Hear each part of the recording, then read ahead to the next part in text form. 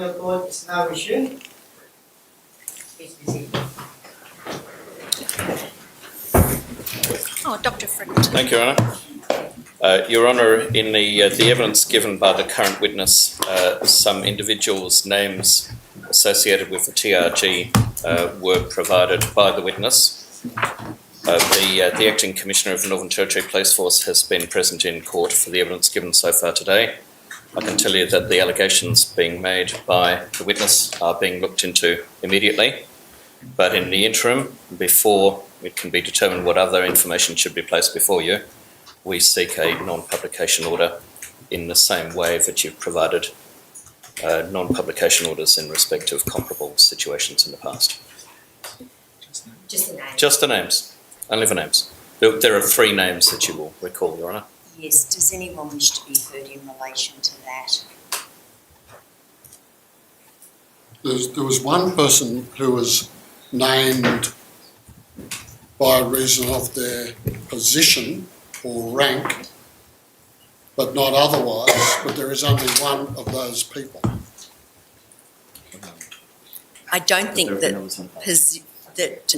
don't think we have a time frame in That's relation correct. to any of this, and so I don't think there is any need to suppress ranks, but to allow the matter to be properly investigated. The names that were mentioned in relation to the TRG awards, there will be an interim non-publication order until further order of the court. Thank you, Your Honour. Just to clarify, it's just over the names, not the fact that there was, not the allegation in relation to the fact of the award. No, it's just the names of the individuals. Thank you, Your Honour. Yes, Dr. Dwyer. Mr. Rolfe, in respect of those 3 names, I'm obviously not going to ask you to give them again, but just to be clear, you haven't heard any of those 3 people use racist language yourself, is that right? No. Have you heard that they were present at the time of these awards? Yes. And in terms of who you heard that from, are you prepared to give the court those names so that it can be properly investigated? No, I'm not. But I guess if it's investigated and denied, then I believe those members who have spoken openly about it would be willing to come and give statements. So they are. So at some point, yes, but it may be down the track. Does that make sense? So I'm asking you the question. You can refuse to answer it. Yeah. I'm asking you to provide, and you can do it confidentially. Mr. Coleridge will provide you a piece of paper, the names of the persons who told you that information, just so that it can be properly investigated. At the moment, I'm going to say no. It's okay, but that'll be up to them if I think they're willing to come forward. So you're currently refusing to answer that question. Is that right? Yeah. He's given his answer and he's not prepared at this stage to give the names. We can come back to it. Yes, I would have thought. We can come back to it if need be. Well, we want to make it very clear that the Commissioner wants this investigated and will use all endeavours to do so. And if this witness were prepared to assist in a candid way, that would be appreciated for the conduct of the investigation. But instead, he appears to be trying to conduct some form of negotiation about it. We say to Your Honour that is most unfortunate, but nonetheless, what can be done will be done. What I understood, before I move on from that, what I understood you to say is if there is a denial from those 3 persons you mentioned that they were ever present, then it's your belief that people who told you about it would be prepared to come forward to this court. Oh, yes. Just so we can be clear, are you able to provide a year that you were informed that this occurred? I believe I started not working with, but I think it would be 2017 or 18. So it was either 2017 or 2018, or do you think the awards happened on both years? From what I've heard, again, I was never in attendance at the ceremony. The awards are between approximately 2013 to at least 2016 had that wording that I said before. I believe the award still exists in some sense now, but it's just called something slightly different. Like, for example, the Goon Nutter Award rather than the rest. And where did the awards take place? Again, this is a question for them. I only heard about it. But where did you hear it had taken place? I believe at the annual TRG Christmas party. Or not Christmas party, but the annual party, which potentially a Christmas party. And were you told where that Christmas party took place physically? Potentially at the cave where they work. So which where is they at work? Peter Macaulay Centre. Peter Macaulay Centre in Darwin. So that's what you were told. Correct. And you also saw images. I haven't seen the images, no. You haven't seen any images? No. You were told there were images? Yes, correct. And videos or just images? Both. So the same people that gave you the names told you that there were photos and videos? Correct. Yes. But you never asked to see them? No. And they never volunteered to show you? No. Did they tell you where they'd seen them or how they came about them? They are in attendance. When you were first told about that, you were a young serving officer. Correct. Were you shocked about that? Yeah, I guess I was, yes. Did you think it was funny at the time? I can't remember what I thought of it. I didn't think it was funny. I thought it was strange. It's high level people would be taking part in it. Was it presented to you by the people who told you about it as something that was amusing or shocking or I guess considered funny. considered fun Yes. by the people who were telling you about it? I guess by the people that were doing it. And the people who were telling you about it? I think they would have found it funny at some point, if not then, and they've probably grown as well. But at the time, it wasn't shock. Why were they telling you about it? I think it's just In what circumstances were they telling you about it? or just in random conversation about, random conversation. Nothing particularly happened. It's just conversation. If that makes sense. You mentioned before the break a story about a commissioner of police Yes. at an Asian restaurant or a Vietnamese Yes. restaurant. I think Chinese. Which commissioner are you talking about? Current. The current commissioner, Yes. Commissioner Murphy. Yes.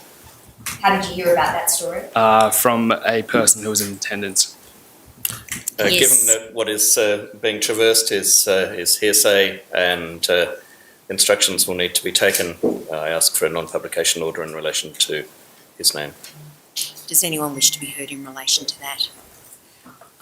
For the same reasons, to allow matters to be properly investigated in the administration of justice, I make a interim non-publication order in relation to that name. No, in relation to this one, the name is probably not sufficient and the rank would need to be And the included, Your Honour.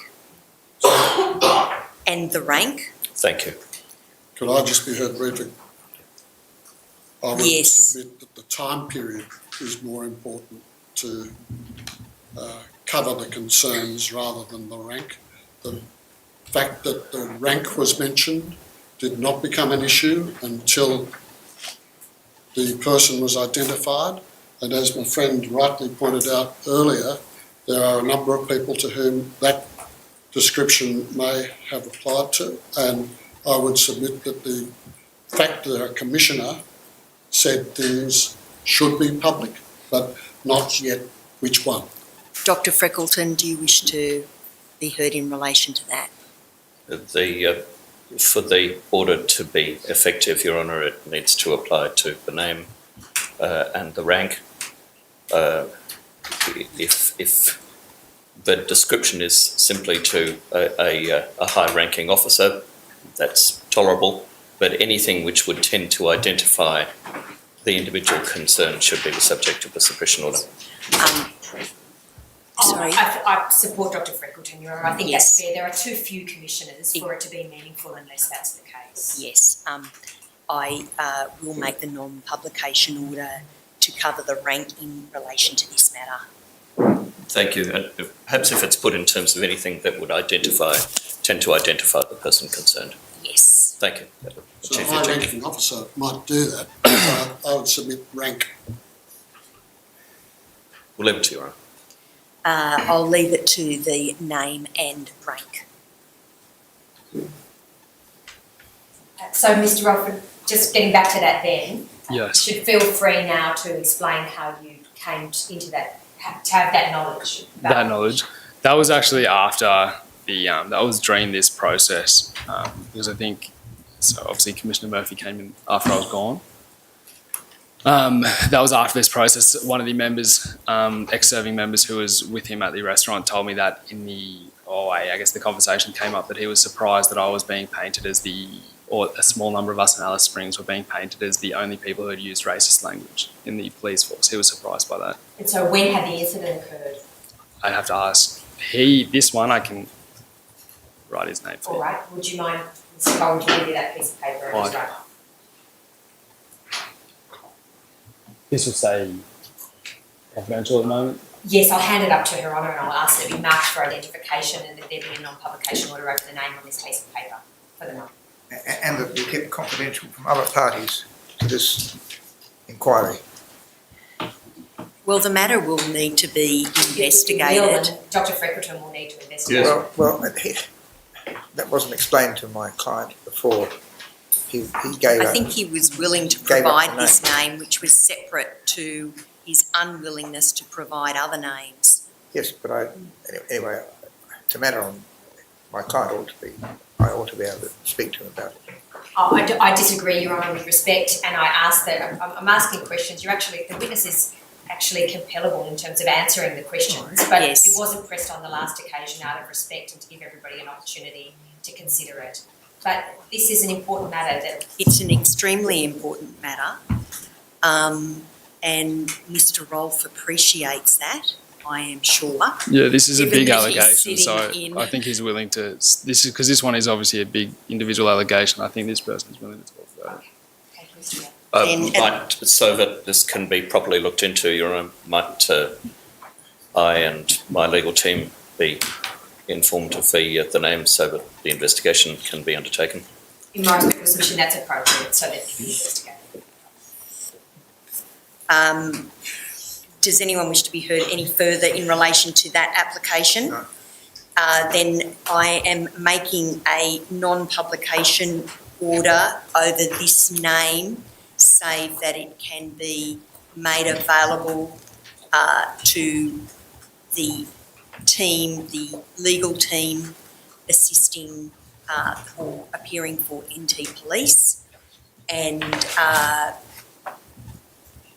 for the purposes of any investigation that they are conducting in relation to what Mr. Rolfe has said in relation to this name. Right, please support. Sorry, please. But at the moment, it's MFI. MFI, triple N, Your Honour. Before we move off the topic of high-ranking officers and your helpful evidence about understanding the whole context and the future of the police, is there anybody else of a high-ranking nature that you have? No, not that I'm aware of. I can talk on.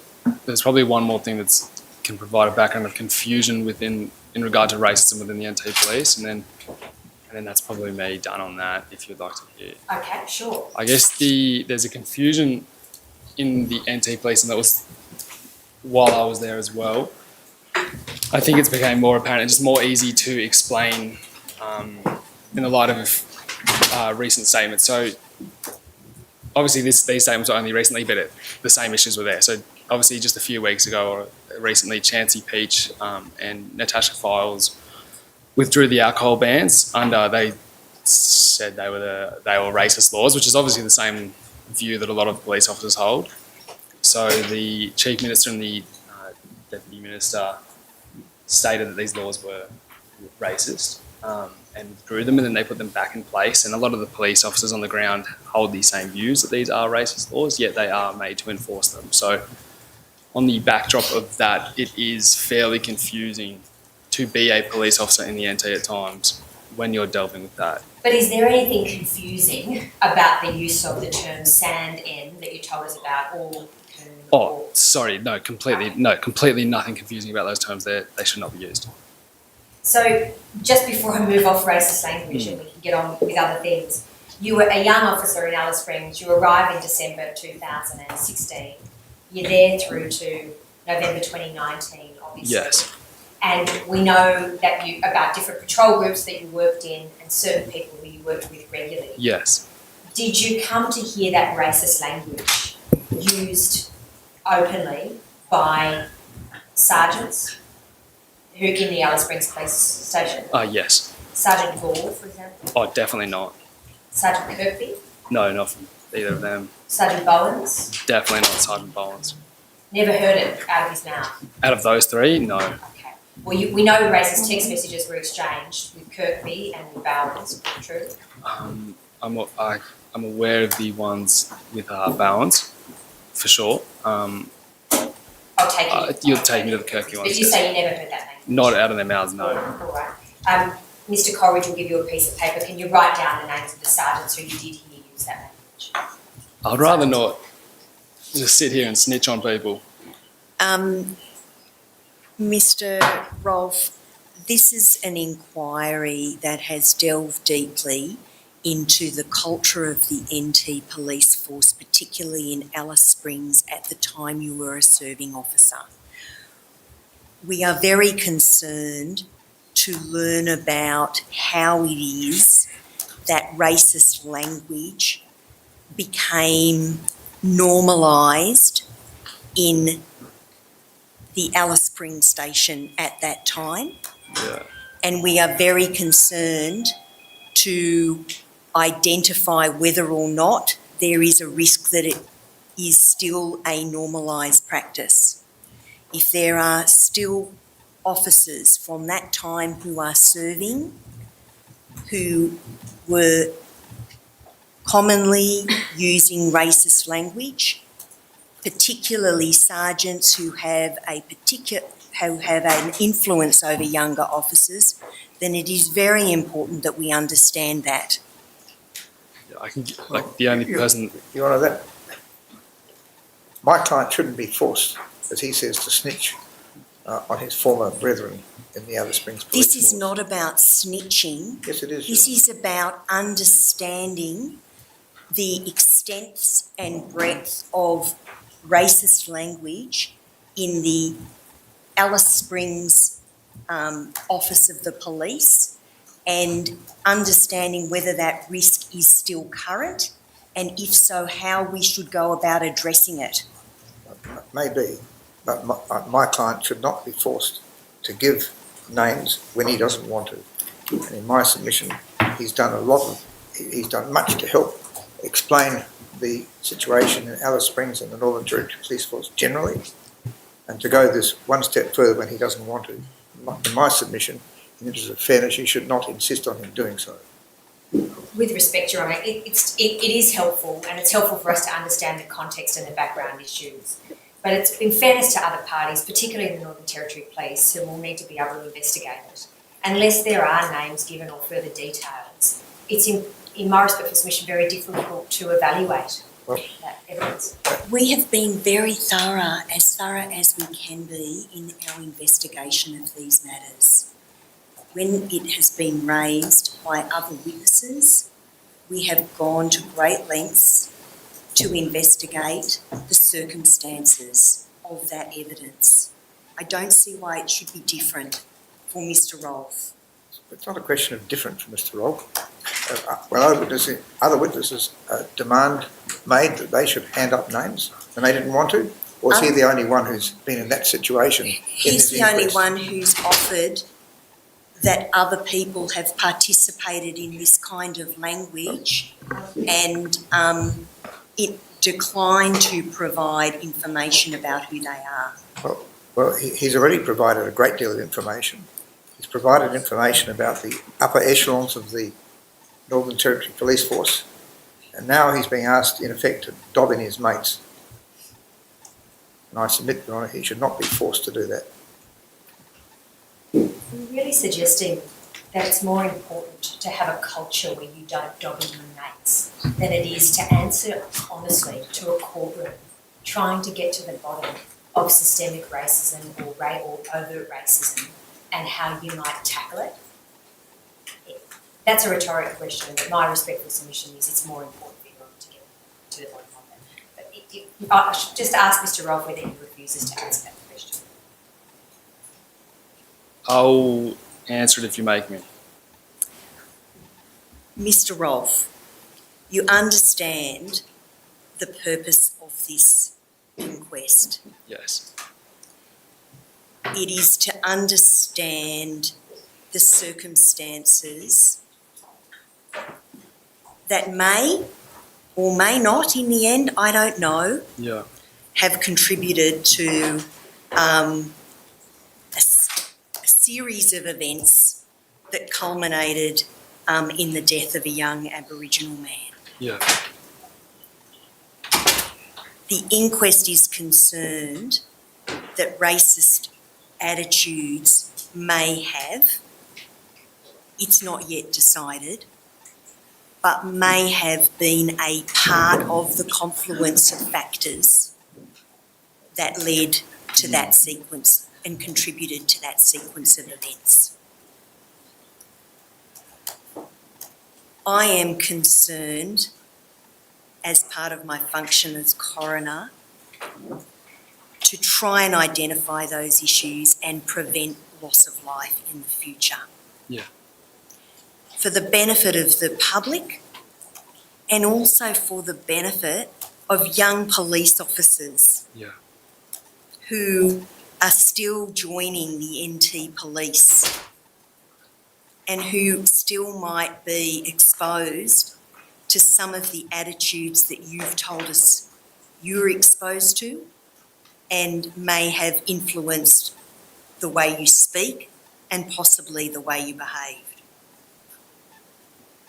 Yeah, I hear you. I'll write this name down. But just for all the police watching on the stream, if you don't mind me saying that I never wanted to be in this position. I obviously did not want to be giving evidence. I think that's clear. But here we are. Can writing them down, can that be kept confidential in the same way that this was kept? Other than for the purposes of the NT police carrying out an investigation? I think that's appropriate. Yes. Okay, so I asked it to be kept confidential in the Yes, same for order. the same in order, respect of the it. same order in relation to MFI triple N now applies to MFI. Triple O.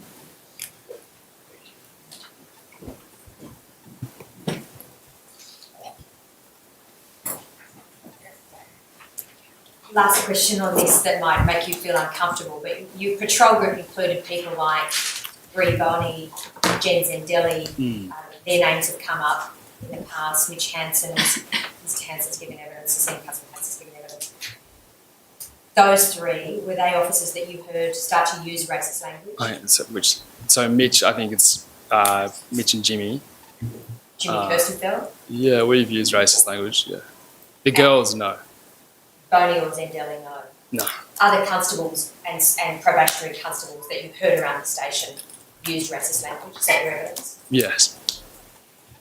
The thrust of your evidence so far, tell me if I'm wrong, is that you understood when you joined the police service that you would be required to show respect to the community. Yes. Fair to say that you come from a household and where you were expected to respect people. Yes. You were taught respect in the army. Yes. You didn't already know it. And you got to Northern Territory Police Station, Alice Springs, and you anticipated that you would be treating people with respect. Yes. And when you got there was a culture where racist language was used that was surprising to you, is that right? Yes. And that effectively infected your policing? As it were, I would draw that. It infected you in terms of you picked up that language, is that what you said? In regard to the language, yes. And so you effectively embraced that culture where the language was used? I wouldn't say embraced, but I would say that I am a product of my society or subculture, and it did rub off on me, yes. But I wouldn't say embraced. The body-worn video that you told us about, when you did the theoretical training for that in the 6-month period. Yes. You understood why body-worn videos were used and you understood how to use them. Yes. When you got to Alice Springs, you found that there was this culture where there was suspicion around the use of body-worn? Yes, I believe that was still that was nearly portrayed during the body-worn training. I see. So right from the get-go, there was a pushback. And that pushback was obvious to you when you started Alice Springs? Yeah, throughout definitely. For some people embraced it 100%, but for some of us, no, there was definitely a pushback. And I think you've effectively answered my question. You said for some of us. So that culture infected you in terms of the way you used your body-worn? Yes, definitely.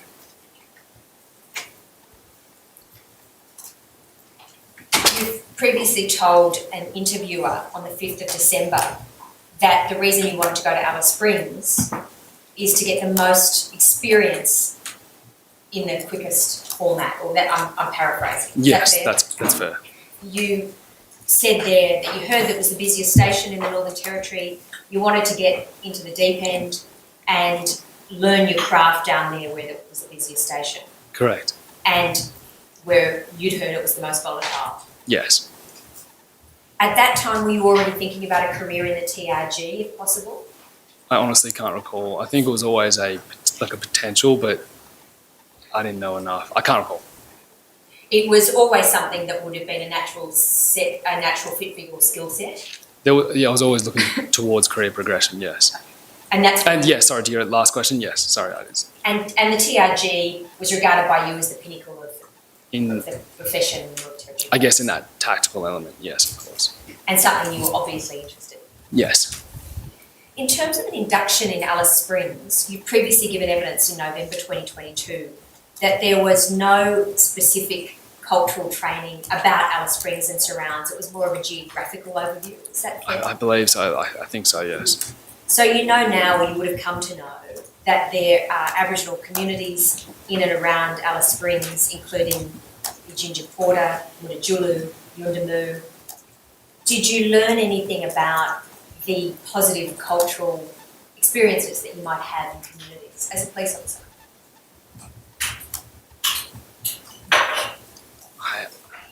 I honestly don't remember, only because I wasn't called to positive jobs, and because we were so busy, I didn't have time to.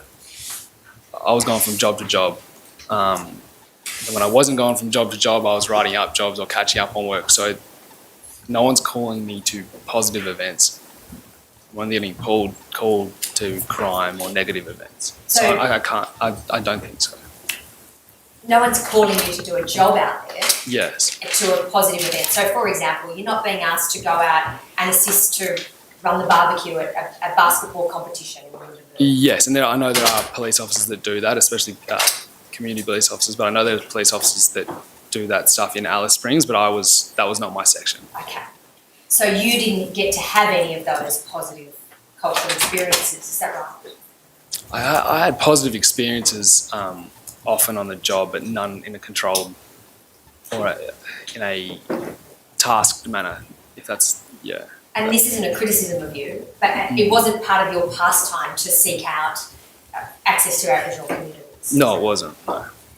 Do you think, looking back on it, that you would have valued an opportunity to have more positive experiences and engagement in community when you first started? Definitely, I think that would be good for all police officers. But none was on offer to you as a young recruit when you got down there, is that right? And not that I can recall. On the 27th of December, the very first year you started, your first week on the job, the Hugh River was flooding. You recall it was yes. unusual for Alice Springs and the Yes. surrounds. There was a flood. 2 tourists got swept off the road and needed rescuing. Yes. According to the press, you and another senior constable and a member of the public jumped in to assist with the rescue. Yes. You, no doubt, knew yourself to be a good swimmer and you felt confident in doing that. Is that right? Yeah, more confident than anyone else there. The local press reported those acts as heroic acts. You remember that? Yes. Morning TV was out there celebrating your actions. Remember that? Yes. And there were a photo of you and your other officers. And you told the Australian when you were interviewed on the 5th of December, I think it was good, less so for the recognition but more so for getting into the police force and being able to help someone for real. That's why you join up. The real jobs are few and far between. Yes. Is that the sort of thing that you regarded as a real job in the police force, being able to rescue someone? No, I think what I was talking about then was actually being able to help someone that does need help, or being able to help someone. A lot of the time we call up to clean up the mess and we actually aren't able to provide that help, but sometimes we can provide help that potentially is life-changing for someone. And a lot of the times you're just going from jobs. Unfortunately, if we rock up to a home being broken into and we take your statement and then take some fingerprints and then leave, it doesn't really give a sense I don't think, to anyone that we've helped. We've done our job, but yes, I'm talking about actually being able to make a difference in someone's life, a positive difference, but not necessarily like an adrenaline-filled difference, no. All right, but it was obviously very satisfying for you at the time to think that you had been able to help those people. Correct. Stuck in the river. And at the time, according to what you tell the Australian, the colleagues on the ground floor, GDs, it was all pats on the back. They knew when stuff needed to be done, I could step up. The brass was not too happy. Correct. So this is just even in your first week or so, you've got the brass offside, is that right? Correct. And who did you mean by the brass? At that point in time, it was Virginia Reed and Pauline Vickery. What were their roles, do you recall, at the time? I seem to think they were both superintendents. Were they based in Alice Springs, both of them? I assumed so at the time. Okay. How did you come into contact with them I was called into a debrief immediately after the job when we got home late that night, because on the way back from the rivers on the way back from the Hugh River had flooded, so it took us a while to get back. But we got back to Alice that night and we got called into a debrief. Pauline Vickery was there. That's when I first came into contact with her, unless I'd come into some minor contact with her in the week previously. And yeah, it gave us a bit of a smack and then I went from there. When you say gave us a bit of a smack, you're using that colloquially, what do you mean? I think we just got a bit of a rev up for our, I guess, risky behaviour. And do you remember what the rank was of? I still think she was a superintendent, but I could be wrong. She was obviously a very senior officer at that time. Yes. And you newly arrived probationary constable. What was she telling you that you should have done differently? She didn't really tell us that we should have done anything differently. She just said what we did was wrong. So what I took that to mean is that we should have stood on this side of the riverbank and watched these people drown. Okay, so you felt she didn't properly explain to you what you could have done or should have done differently?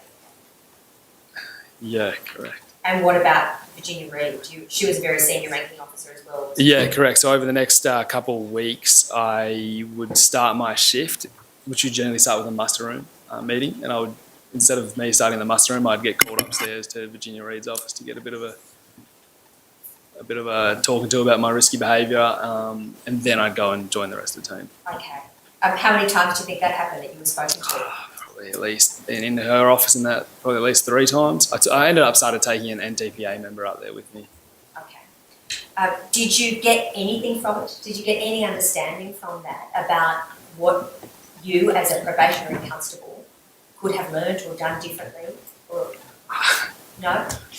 The only thing I learned from that was, or that seemed to be the message, was that I should have stood on the side of that river and watched these people drown. What you say in your interview 3 weeks after Kumanjayi passed is they didn't like the fact that a probationary police officer took some charge as well on the ground, but it was just talk, it was just meetings. So you're saying that it was never explained to you at any stage why that was risky or riskier than another option, which might have saved their lives, but still. Yeah, correct. I don't know it was a risky behaviour, but we had no other options. There was so we'd driven out there. SES was on their way behind us, but as I said, the rain was still coming in. So as we were driving out to Hugh River, we were passing through dry creek beds that are now flooded, and the water was still rising. So what had happened was SES had come out behind us to the point where the river had risen so quickly that they couldn't get out behind us. So we were basically out there by ourselves. We had no communication equipment. We had no rescue equipment. The civilian had a rope. So we weren't really given any other options. So from that time on, I take it from what you've told us that you didn't have much respect for what Virginia Reed or Vickery told you in relation to that rescue for In relation to that specific, because I guess my view of a police officer is that you're supposed to put yourself in between the danger and the person that needs help. And then there seems to be police officers that don't agree with that if the danger's a bit too dangerous.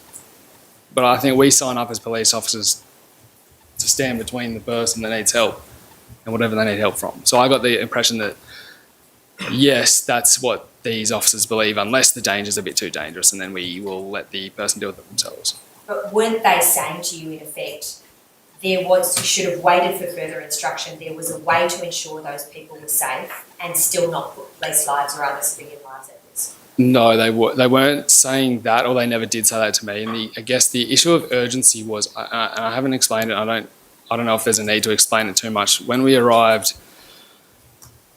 so these two tourists had driven across the causeway in their little hire car. The hire car had been swept off the causeway, and the car had been swept approximately 200 metres down the river.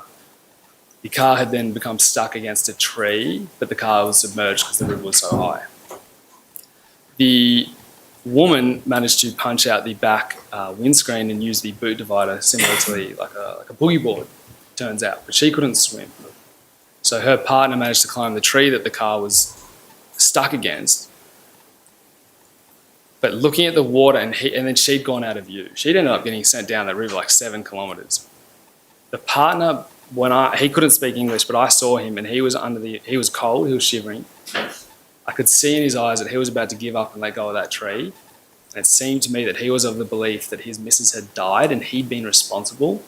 And it seemed to me that within a very short period, he was going to give up, and I was not going to stand there and watch him. Watching the river at the start, I remember Sergeant Jameson believed that we should go and search the river for the female first. And I told her, looking at the river, I said, there is no way she could have survived this river, even if she was a swimmer. We need to take the wins that we can, and we need to save this one life. Better save one life than none. So was anybody giving you instruction there? We were discussing what the potential options because everyone was pretty much dumbfounded. This is a water rescue that needed in real life specialist equipment that we did not have. That police aren't trained to do what we did. You were with Acting Sergeant Jameson, is that right? Yes, and yeah. And so she was the more senior of the two, but you two were working it out together, is that fair? Yeah, correct. And was it your view, and I'm not being critical of this, was it your view that you had superior skills in terms of rescue, which might have meant that you were more likely to be able to save the person? Yes, and then I think I didn't take charge. I think it was nearly given after discussion. I told her what I thought we should do. She and the rest of the patrol group agreed with me. And then we did that, and then we saved 2 lives. You the more junior of the officers, the most junior of the officers there? Yes. And was she the most senior? Yes. How many police were there? I think 6, or it might be an uneven number, but 6 or 7, or 5 or 6 or 6 or 7. So it's fair There's to a say... photo of it, how many people in that photo? Okay, you're referring to a photograph that was in the press in Yeah, relation to the rescue. so maybe 5. So you were used to assessing a situation and taking control from your time in the army? I was comfortable with taking control. But at no point in time did the bosses, in terms of Vickery or Reed, recognise what you had done there as being a positive thing, is that right? Correct. And you got multiple bravery awards, which it's clear. Correct. March 2018, the National Police Bravery Award. October 2018, the Australian Bravery Award from the Administrative BNT. April 2019. Don't get the police bravery. Australian Bravery Medal from the Administrative. That's an Australian one, not a police one. Not the police one. Yeah. Canberra Times reported on an award from the Royal Humane Society's Bravery Award. How did those awards come about? One of the people. So when we rocked up to the causeway, there were cars banked up on either side. So it turns out one of those cars, I think, was an ABC reporter. That's where the photos came from. Okay. And then I guess it got public attention. Someone who was on some bravery board, part of the government, I guess, then investigates and puts you forward for an award. That obviously must have been very gratifying to you. Like it was nice. Well, Yeah. Awards are something that are important to you, aren't they, given your career in the army? No, I just got participation awards in the army. This was a pretty big deal though, wasn't it? There were various ceremonies, there were photos and papers, there were... Yeah, reports correct. and But that's not what you don't do. I didn't do it for the awards. They're just a nice side effect. But at no time is your evidence that did you get an award from the Northern Territory Police? Correct. And you thought you should have done? I think if you look at it logically, then yes, because I believe Sergeant Jameson and I could be wrong, but I think we're the only police officers in Australia that have received a bravery medal, especially a national bravery medal, for an incident on duty without receiving any without receiving any commendation from their police force. I think we would be the only two that's ever occurred for. So logically, yes. Again, I am. You'll probably keep going. It was an example, wasn't it, of seniors to the brass not understanding what you felt it was like for somebody on the ground who knew what to do? My frustrations at the brass came later in this incident. They were this. You remained frustrated with Vickery, didn't you, throughout your career? Well, I think if we go to the frustration in that incident was not so much that I'm actually happy to be left alone. I'd rather be left alone than anything. But what happened was prior to the one of the award ceremonies, I think the main one, the Australian Bravery Medal, one of the people on the board that puts you forward for this medal, he actually came over to see me and he warned me out and he said something along the lines of, "Hey mate, just want to let you know the description of what you did tomorrow when it's read out is going to be a bit different, and I can't have your face showing any surprise." We've had to, as part of our investigation, obviously we spoke to the police on the ground, they spoke to the two tourists, and then they had to get a report from the police. He said the report from the police does not match what occurred. So obviously, in summary, the report was, the three of us, jointly, myself, Sergeant Jameson and the civilian, we worked together to save the first man, and then I swam or traversed approximately 5 kilometres down the river where I found where the woman had been swept to. I swam back across the river. She was all busted up, grabbed her on my back, found a smaller part of the river that I could swim her across on my back and walk up. That's the summary of the story. The police report was that I had waded into waist-deep water and called the tourists over to me. So the thing was a bit strong. So then I guess that when you're putting effort into, if you leave me alone, I'm fine. But if you're putting effort into actually negatively affecting me, and again, I needed to confirm that. So when I returned to base, or to the police station, I looked up the promise job of the river rescue, and I found the case note entry of the police report, and it was written by Superintendent Vickery or whatever her rank was at the time, and it kind of confirmed that. So yeah, that was a bit. You thought she deliberately downplayed your efforts, is that right? Yes, but then later in my career as I grew a bit, I thought potentially she was trying to protect me from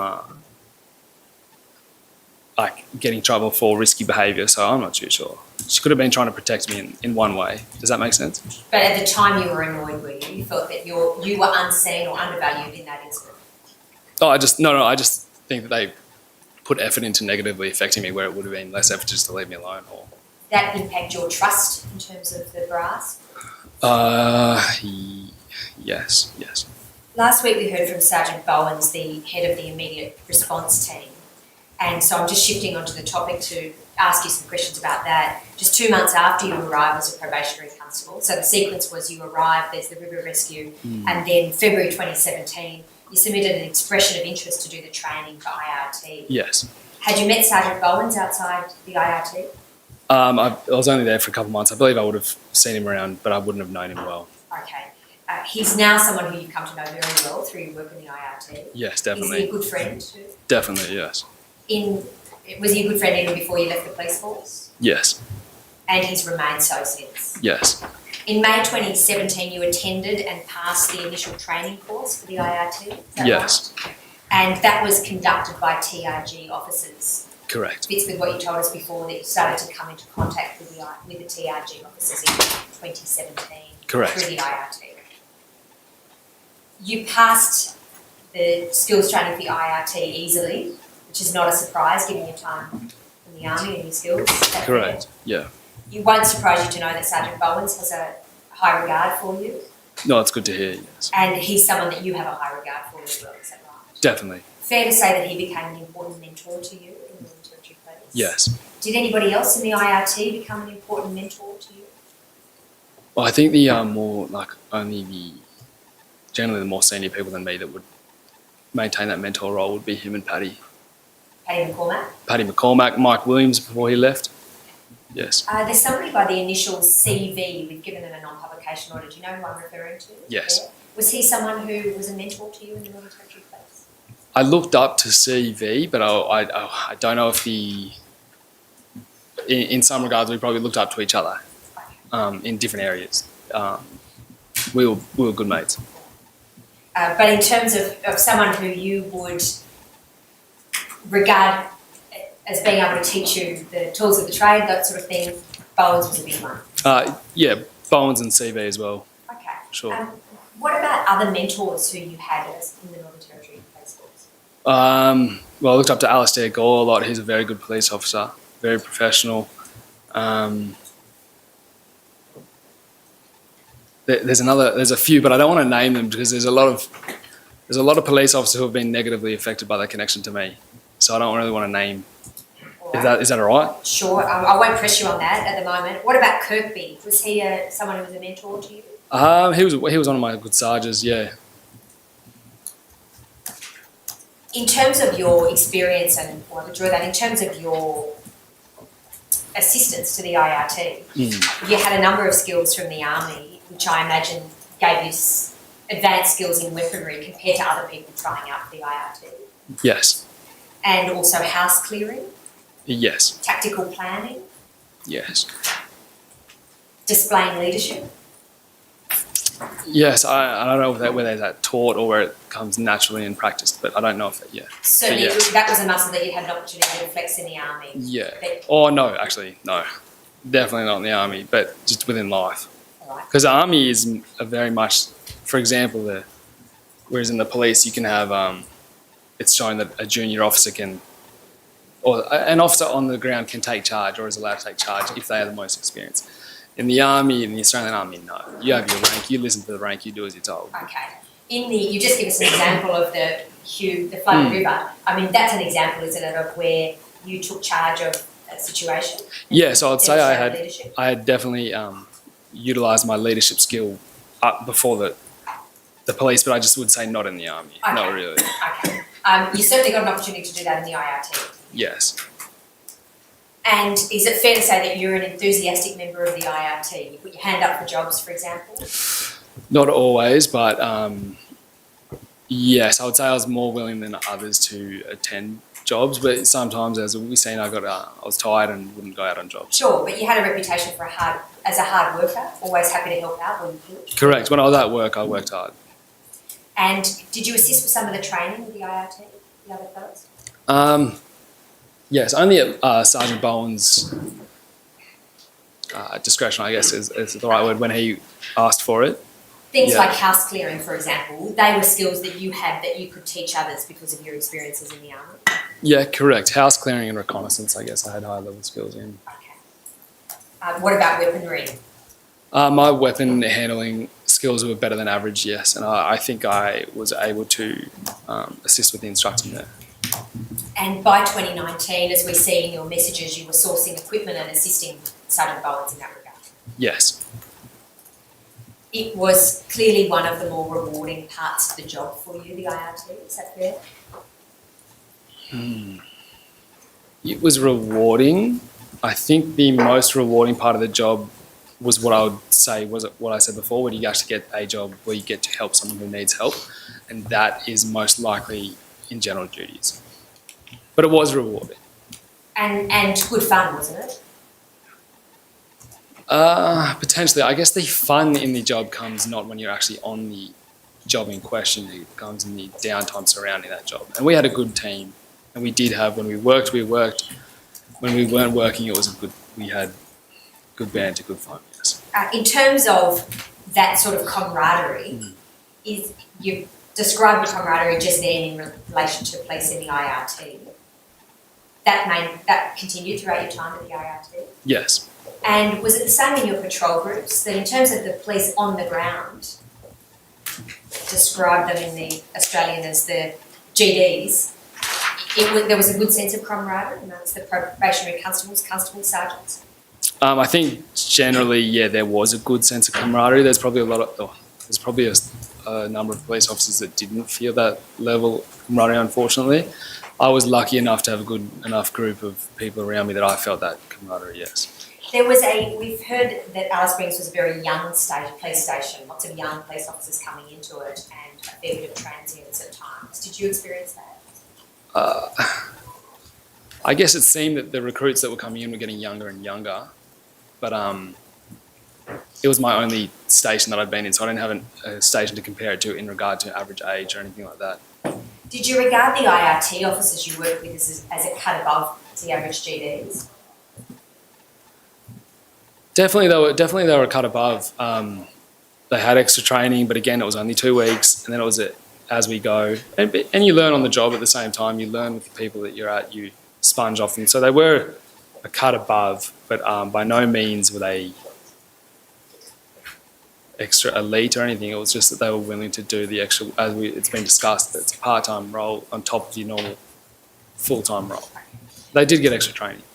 And they were often the ones who were willing to work particularly hard, is that right? They were willing to do the extra work, yes.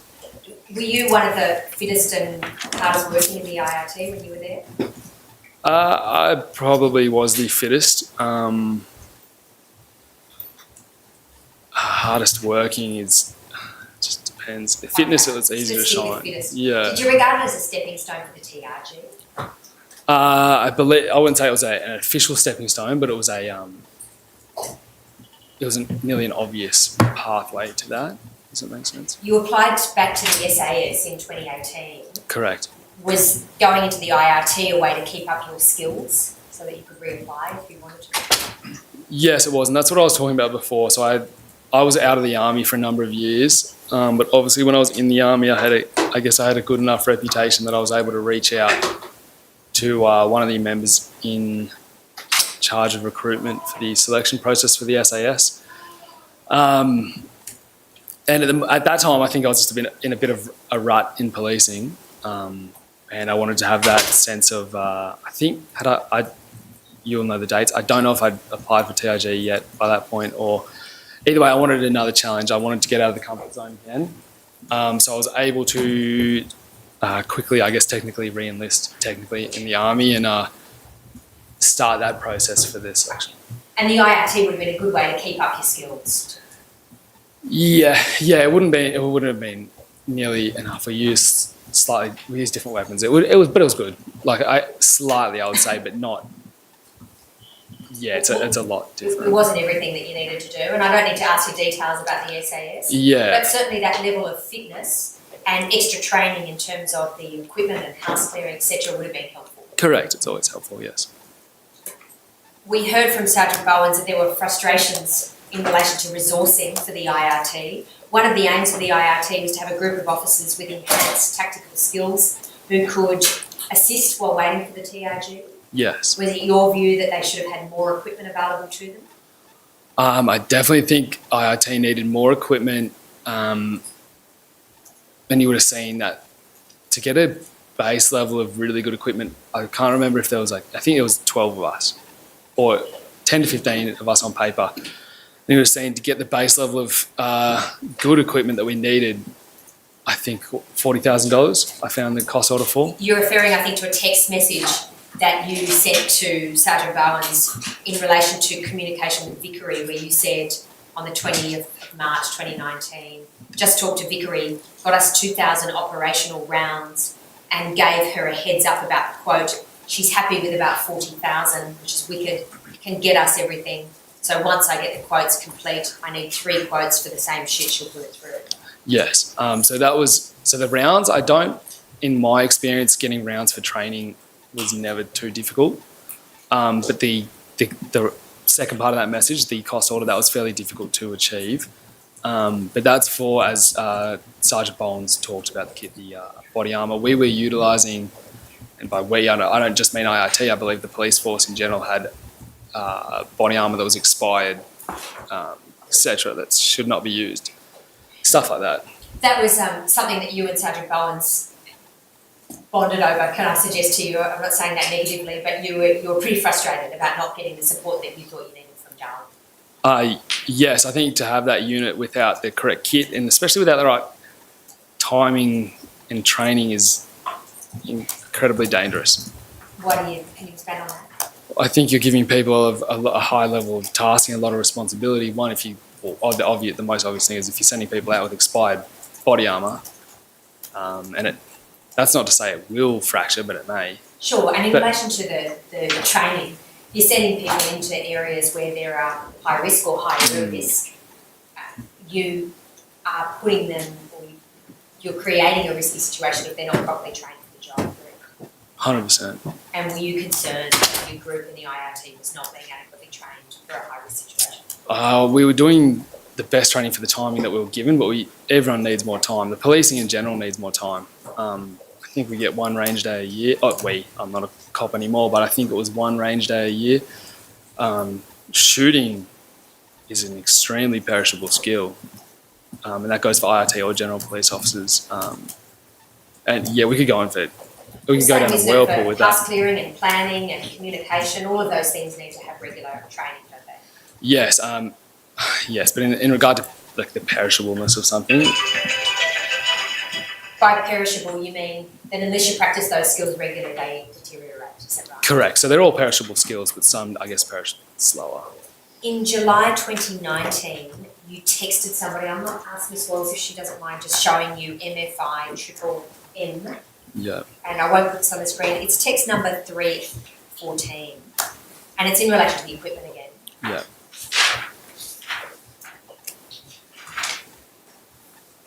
Thank you. I'll just read it onto the record so everyone understands the question. Hey mate, you're probably hell busy. I'm a cop in Australia where we work. We carry Glock 22s. I was looking at putting a Vortex red dot sight on it and an Olight PL2 Valkyrie. Not too fussed on the light. That just looks pretty good and not too pricey. Can't find a holster over here that'll sort that out. Are you aware of any that will work? Thanks heaps, man. Who was that person that you were I don't recall. It was not a person I know. It was a supplier or a tactical professional in that sense. Was it someone who you had met on one of the overseas tactical courses?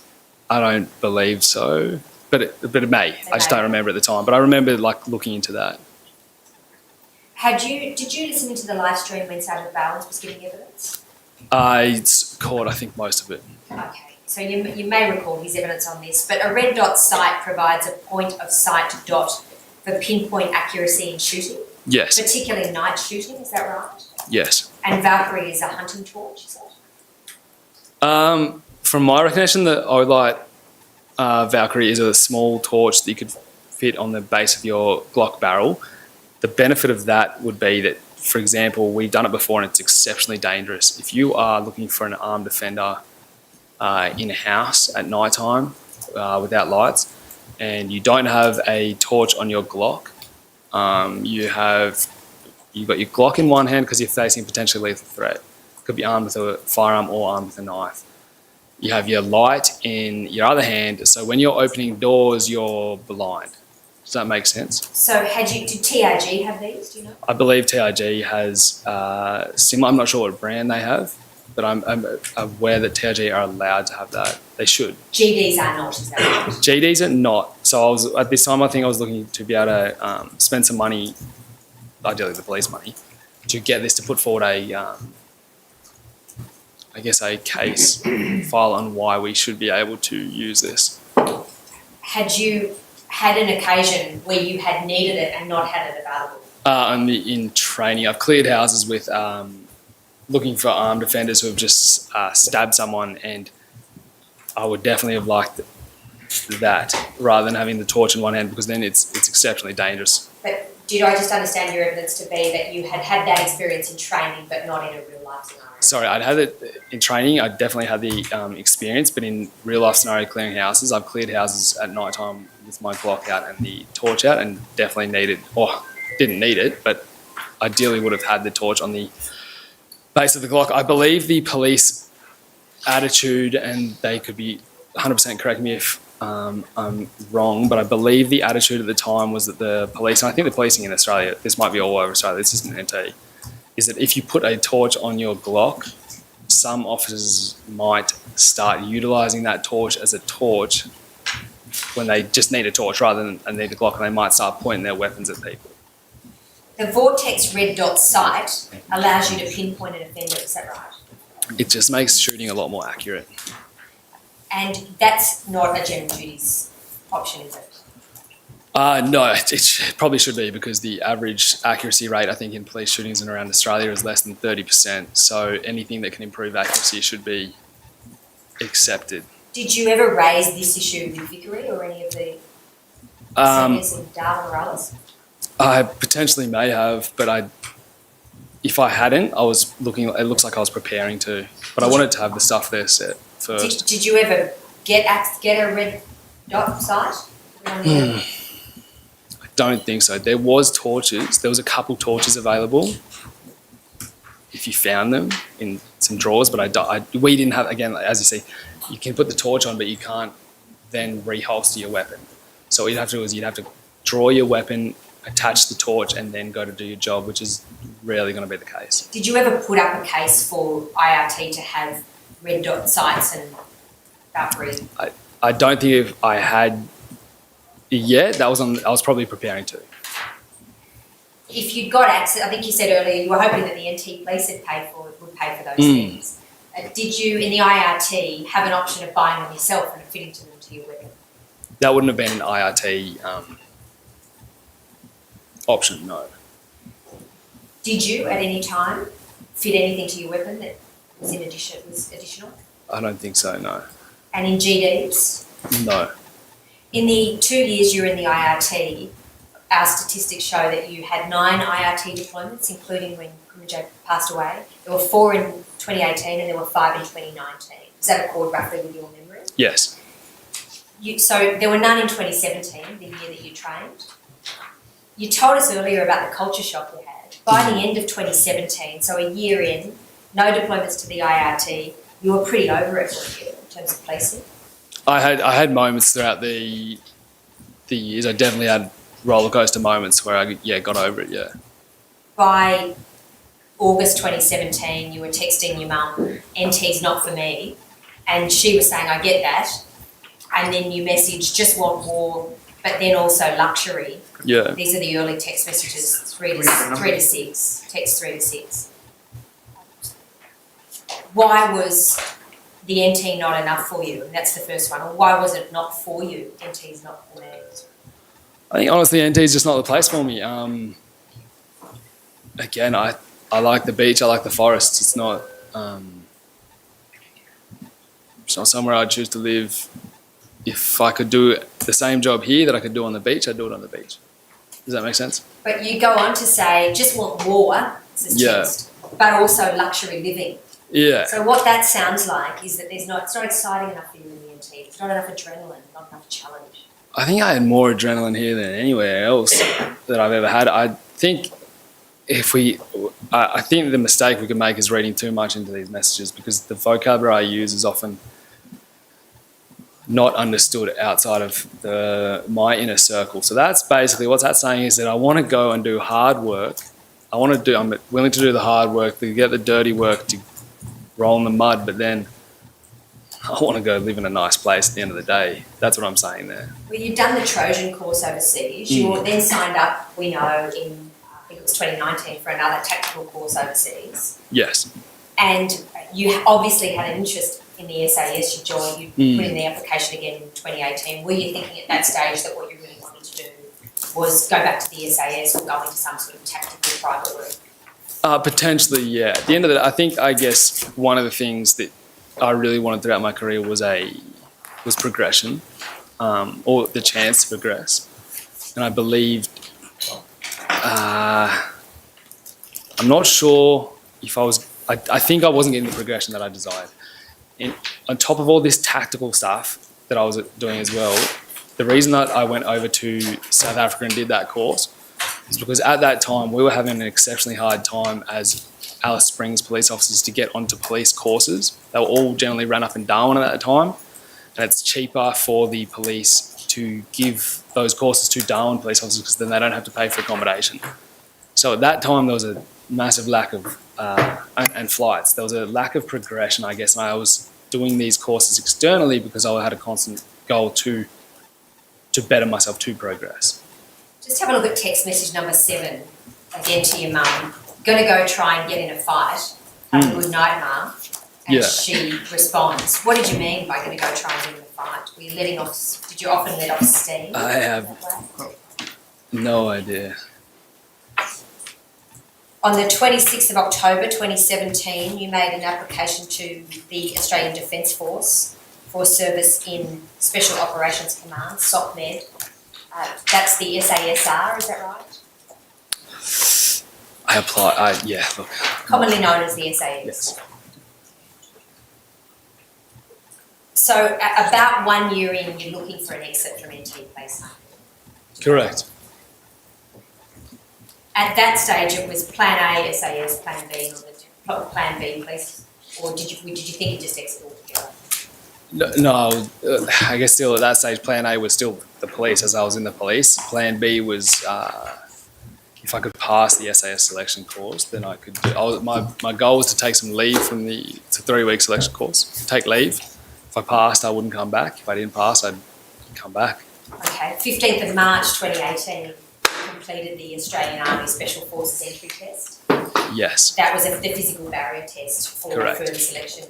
Did you pass that? I passed that. I had a fractured wrist at the time, but I managed to get through that. But then the further 3-week testing was coming up, and there was no way I could get through that with a fractured wrist, so I pulled the app.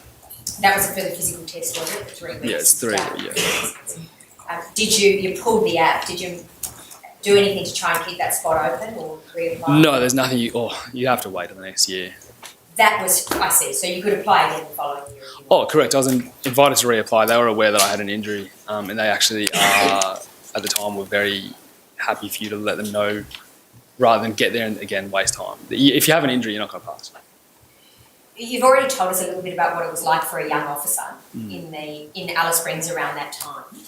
2017, we're still talking about your first and second year in the job. I think March 2018, you applied for the Special Forces.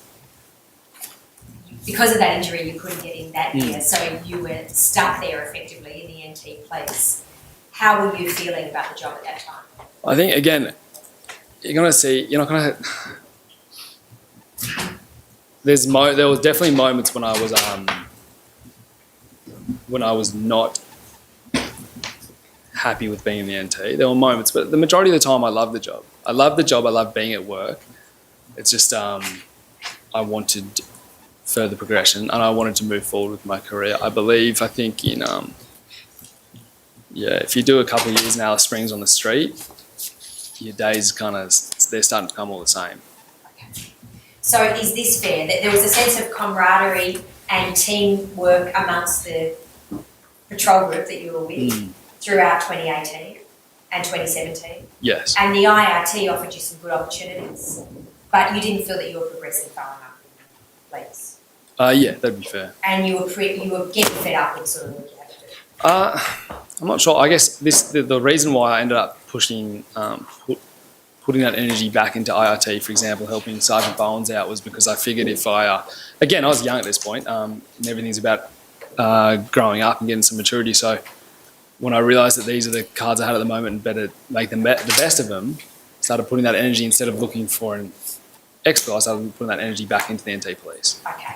So you mentioned being young. You were, I think, about 25, 26 at that time. When you look back on it now, do you see yourself as someone who was significantly less mature then than you are now? I think every year forward I would be a lot more mature. Yes, correct. And can you look back and see that you were in a bit of a hurry to get where you wanted to go, to get that constant progress? I can definitely see that, but I can still see both sides. In February 2018, you went to the GP in relation to your insomnia and you were prescribed some Valium. Was that impacting on your policing insomnia? When was that? 2018. I can't really recall that. I've had trouble sleeping for years and years. Yeah. Did you have trouble sleeping throughout your time in the Northern Territory Police Force to get better or worse at any point? I would have had at times when it was good and times when it was bad. The night, like obviously shift work affects everyone, but yeah, on top of I just had sometimes I had really bad time sleeping, sometimes not. I mentioned the February 2018, you went to the GP for that. You were prescribed Valium at that time. Just a month earlier, on the 11th of January 2018, you were involved in the arrest of Malcolm Ryder. You recall that? Yeah. There's been significant discussion about Malcolm Ryder throughout the course of the years. I don't need to go too far into the facts. The matter went to trial in May 2019, and I might circle back to that. But just in brief, police attended a domestic disturbance on the 11th of January 2018. A male partner, a male person by the name of Mr. Paulson, had allegedly assaulted a female person. Yes. You and 4 other officers attended the house for some minutes, Yes. speaking to potential witnesses, and then you later entered the house, correct? Police entered the residence and Mr. Paulson was arrested in a bedroom.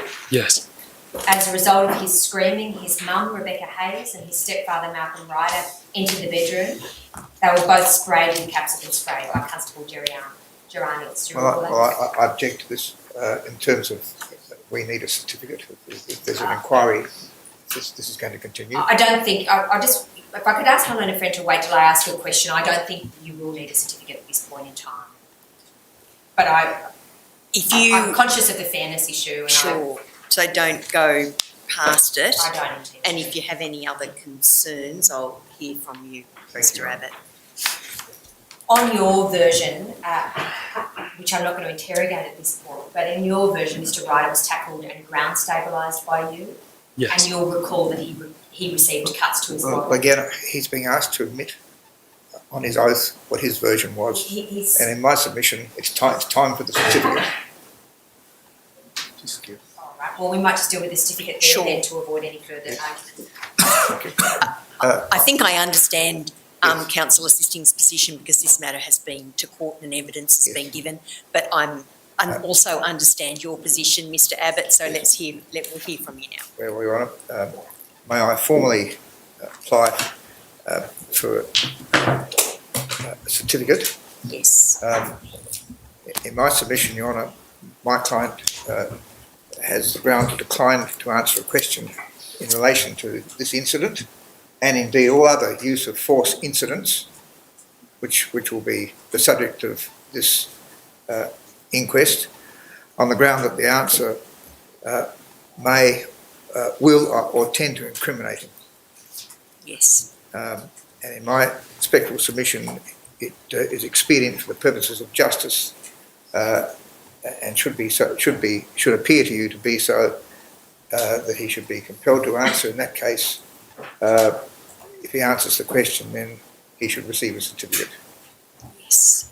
I expect it. I work on the basis that Your Honour's been through this before, and there's no point in me claiming at this stage that it's not expedient. Just a waste of time, so Well, I had cut to the chase. sure. I might just provide some information so that you're in a position to make an informed decision about it. In respect of the Malcolm Ryder issue, aside from the matter that in which Mr. Ryder was a defendant before Judge Borchers, Yes. the issues were investigated by the Professional Standards Command. They found that excessive force had not been engaged in by Mr. Rolfe. On the 12th of January of 2018, Mr. Rolfe was cancelled by a watch commander for not submitting a particular form at the end of his shift. And on the 13th of January of 2019, Mr. Rolfe was cancelled by a watch commander for not submitting a particular form at the end of his shift. And on the 16th of January of 2019, Mr. Rolfe was cancelled by a watch commander for not submitting a particular form at the end of his shift. And on 4th or 5th of October of 2018, remedial advice was provided to a number of members, including Constable Rolfe, for failing to activate a body-worn camera. So the matter was finalised at that point. The incident occurred on the 11th of January 2018, and finalisation occurred by October of that same year. What that was the finding of no excessive use of force. So it couldn't be substantiated. Yes, that's a correct way of putting it. However, I apprehend that he's going to be asked some questions in relation to comments made by His Honour Judge Borchers, which the effect of that will be to suggest that his account and the basis on which the police acted in dealing with the incident should be looked at, because it's just not true. So, Mr. Cole. put it in a nutshell. While the council's esteemed team's view is that prosecution is unlikely, we were going to attempt to avoid asking certain questions. We accept that the objection is properly taken. I note the concession that it is expedient in circumstances of justice to compel Mr. Rolfe, and the proposal to deal with this use of force incident along with the balance of use of force incidents. Now, were there matters arising in respect of each of those use of force incidents that materially distinguish them, it might be necessary for Your Honour to consider them one by one, but I think we're ad idem that they are all sufficiently similar and raise similar issues that Your Honour can consider what is expedient in the administration of justice in respect of all of them. I might just identify those incidents. Yes, please. The first, of course, is the use of force incident findings by Judge Borchers relating to Malcolm Ryder.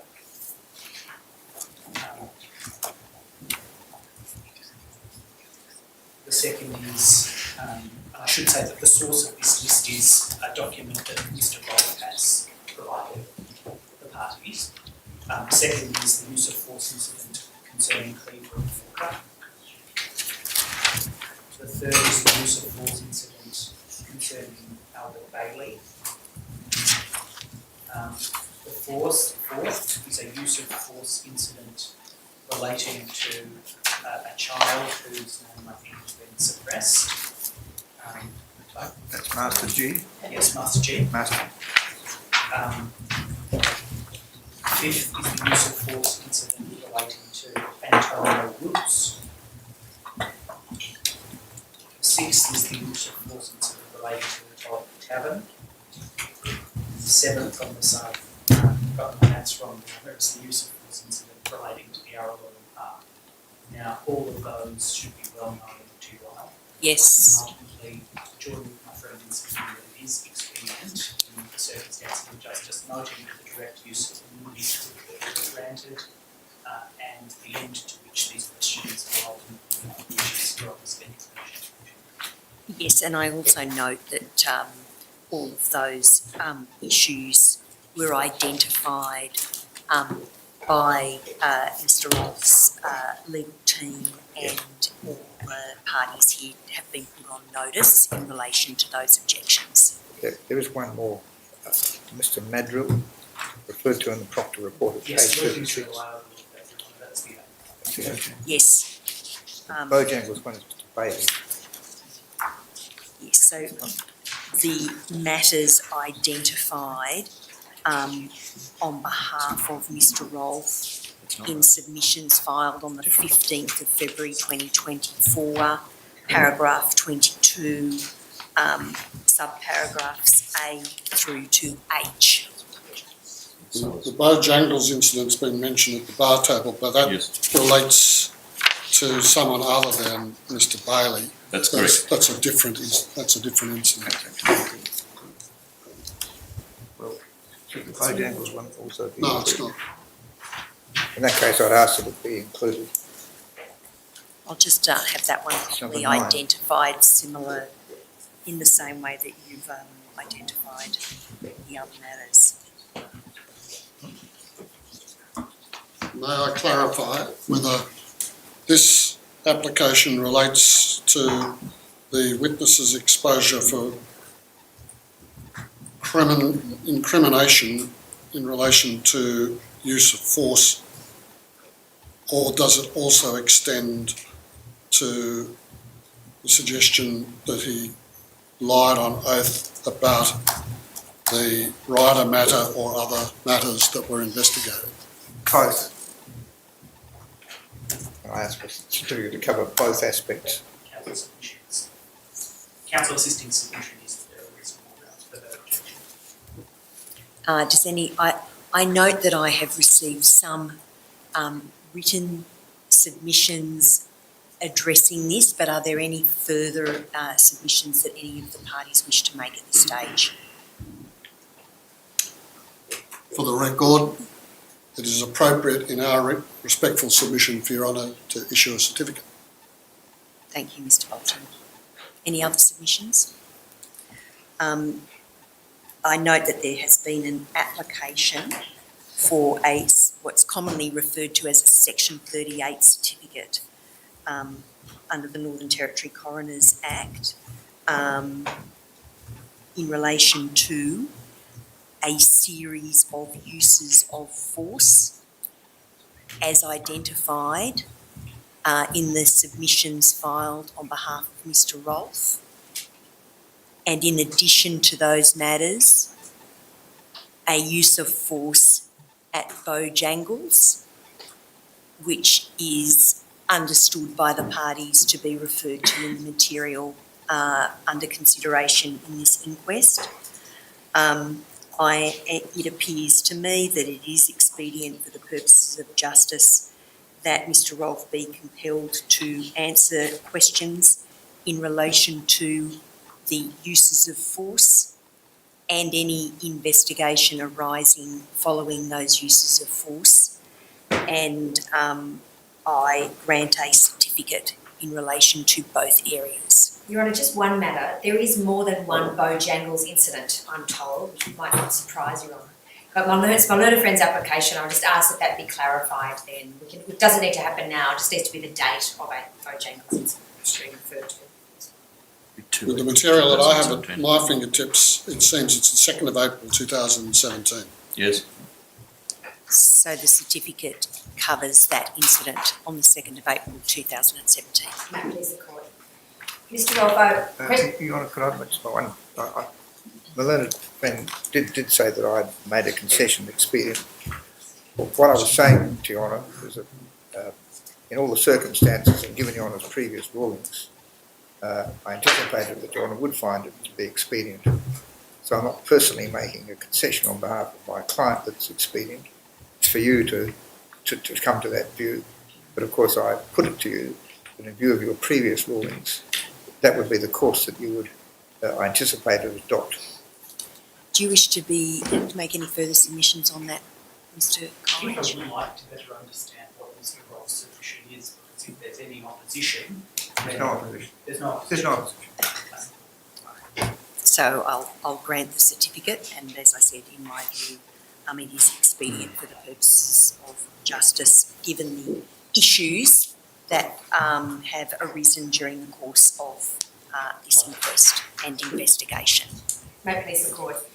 Mr Rolfe, the question that I put to you before, just setting out the facts as a reminder, and I don't need to go into more detail than this. You understand that Mr Ryder, you've given a version of events, Mr Ryder was tackled and ground stabilised by you. Yes. You understand that he received a number of cuts to two cuts to his forehead and needed 13 stitches in the Alice Springs Hospital. Yes. A complaint was later made by Naja. You understand that?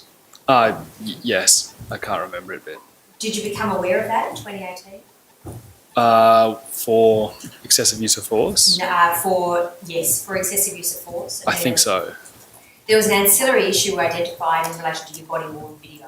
Yes. you gave some evidence earlier about, because that's what I want to ask you about, you gave some evidence earlier about a culture in the Alice Springs police station that you came to know about of not turning your body worn on because of the suspicions in relation to the PSC. Yes. Is that why you didn't turn your body worn video on in this case? Yeah, most likely, yes. I think you'll see there was how many of us were in attendance? About 5 or 6 police, I think there were 5 police in attendance. and one person had their body worn on. That's so we're right. still in that time frame of the kickback. Okay, so what you're explaining to Her Honour is that as at January 2018, certainly there was still suspicion and kickback against the body worn video. Yeah, definitely. That's your explanation for not turning it on? Yes. In all likelihood. Yes, is that in all fair? likelihood, yes. And are you also telling Her Honour that it's likely to be the reason why 3 other officers alongside you didn't turn their body worn video? Yes. Oh, again, not speaking for them, but likely. Did you receive any individual feedback about that failure to turn your body worn video on at any time in 2018? I've received, that I can remember, 2 sit-down remedial advices from Alistair Gall. Okay. Do you remember roughly the dates of that, if that prompts your memory? No, sorry, I don't. There was an agency-wide broadcast in relation to body-worn video use disseminated on the 2nd of March 2018. That's, for the benefit of those at the bar table, 18-21C. And there was an additional divisional broadcast issued in Alice Springs by Acting Superintendent Pauline Vickery on the 26th of March. Do you recall broadcasts about it in addition to the individual remedial advice? Yes, I remember. Not like obviously the details, but yeah. So in spite of those broadcasts, was there still a resistance and suspicion about it after March 2018? Yes. Sorry, okay. And that was widespread as far as you could see in Alice Springs Yes. police station? Fair to say this, you were on notice that it was an expectation of Northern Territory Police Force that you turn it on, but you were impacted by that broader culture and suspicion? I'd need to look at what the broadcasts were back then, because as I said, it changed. It became more, let's say, harsh, the requirement. Not harsh, but like it became more, the rules became more solid. So I don't know what the broadcast had said at that time. Okay, well let's have a look at that. It's at 18-21C.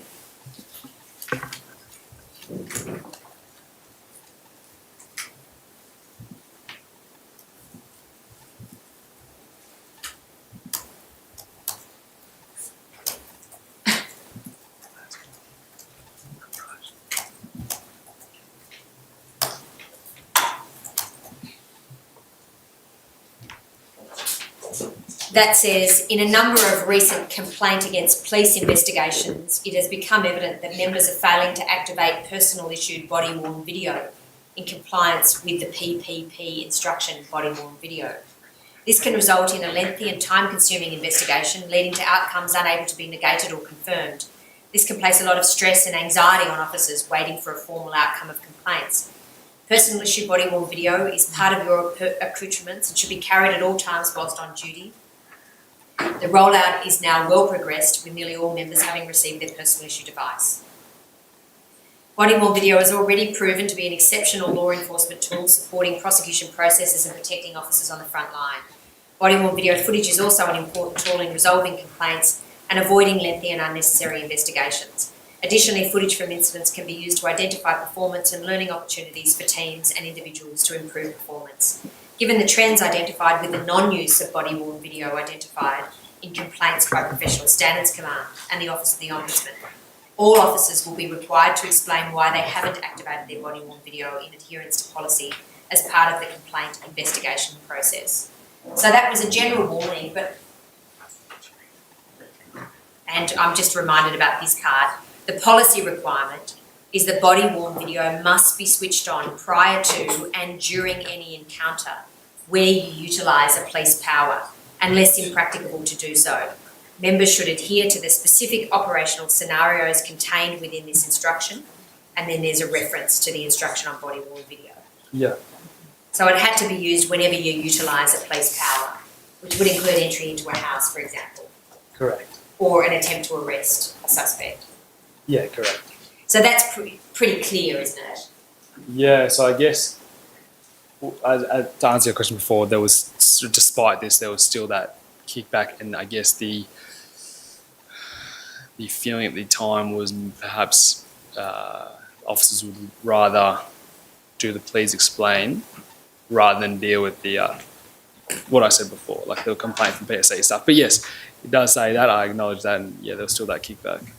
What it seems to me as a layperson reading it is that there's actually an effort to explain to police on the ground why it can help them rather than hinder them, and that why, in fact, with the complaints, it can place a lot of stress and anxiety on officers if they don't have their body-worn video, because actually body-worn video can resolve the matter really quickly. Yes. Rather than the opposite of what you said before, which was complaints could take a long time. But you're saying in spite of that, there was no trust. That's the biggest thing. There was no trust, and as I said, like I got to the point where I believe body worn is one of the best things you can have. Obviously, it's definitely saved me, but that was from nearly personal experience. I think what are these called? Broadcasts. There's probably better ways to go about that, because I think there was a kickback station-wise. There's probably better training and stuff to get people on side, but the broadcast was there. Many of us disregarded it, and many of us continued to not put our body worns on. Okay. There was another broadcast, which is at 18-21D that Miss Walls will show you. That came through on the 2nd of August 2018.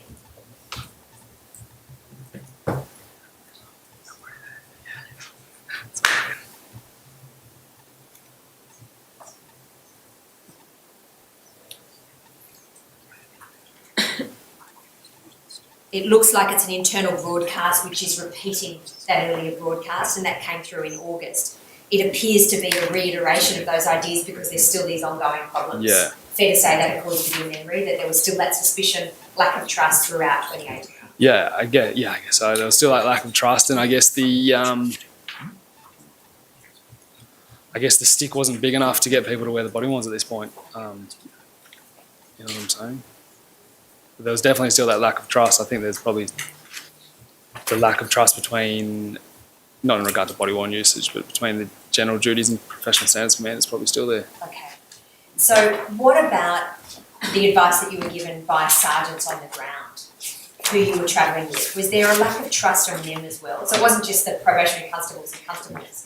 Sergeants, possibly senior sergeants, also thought you're better off having a complaint about not having your body worn on than turning it on and risking lack of...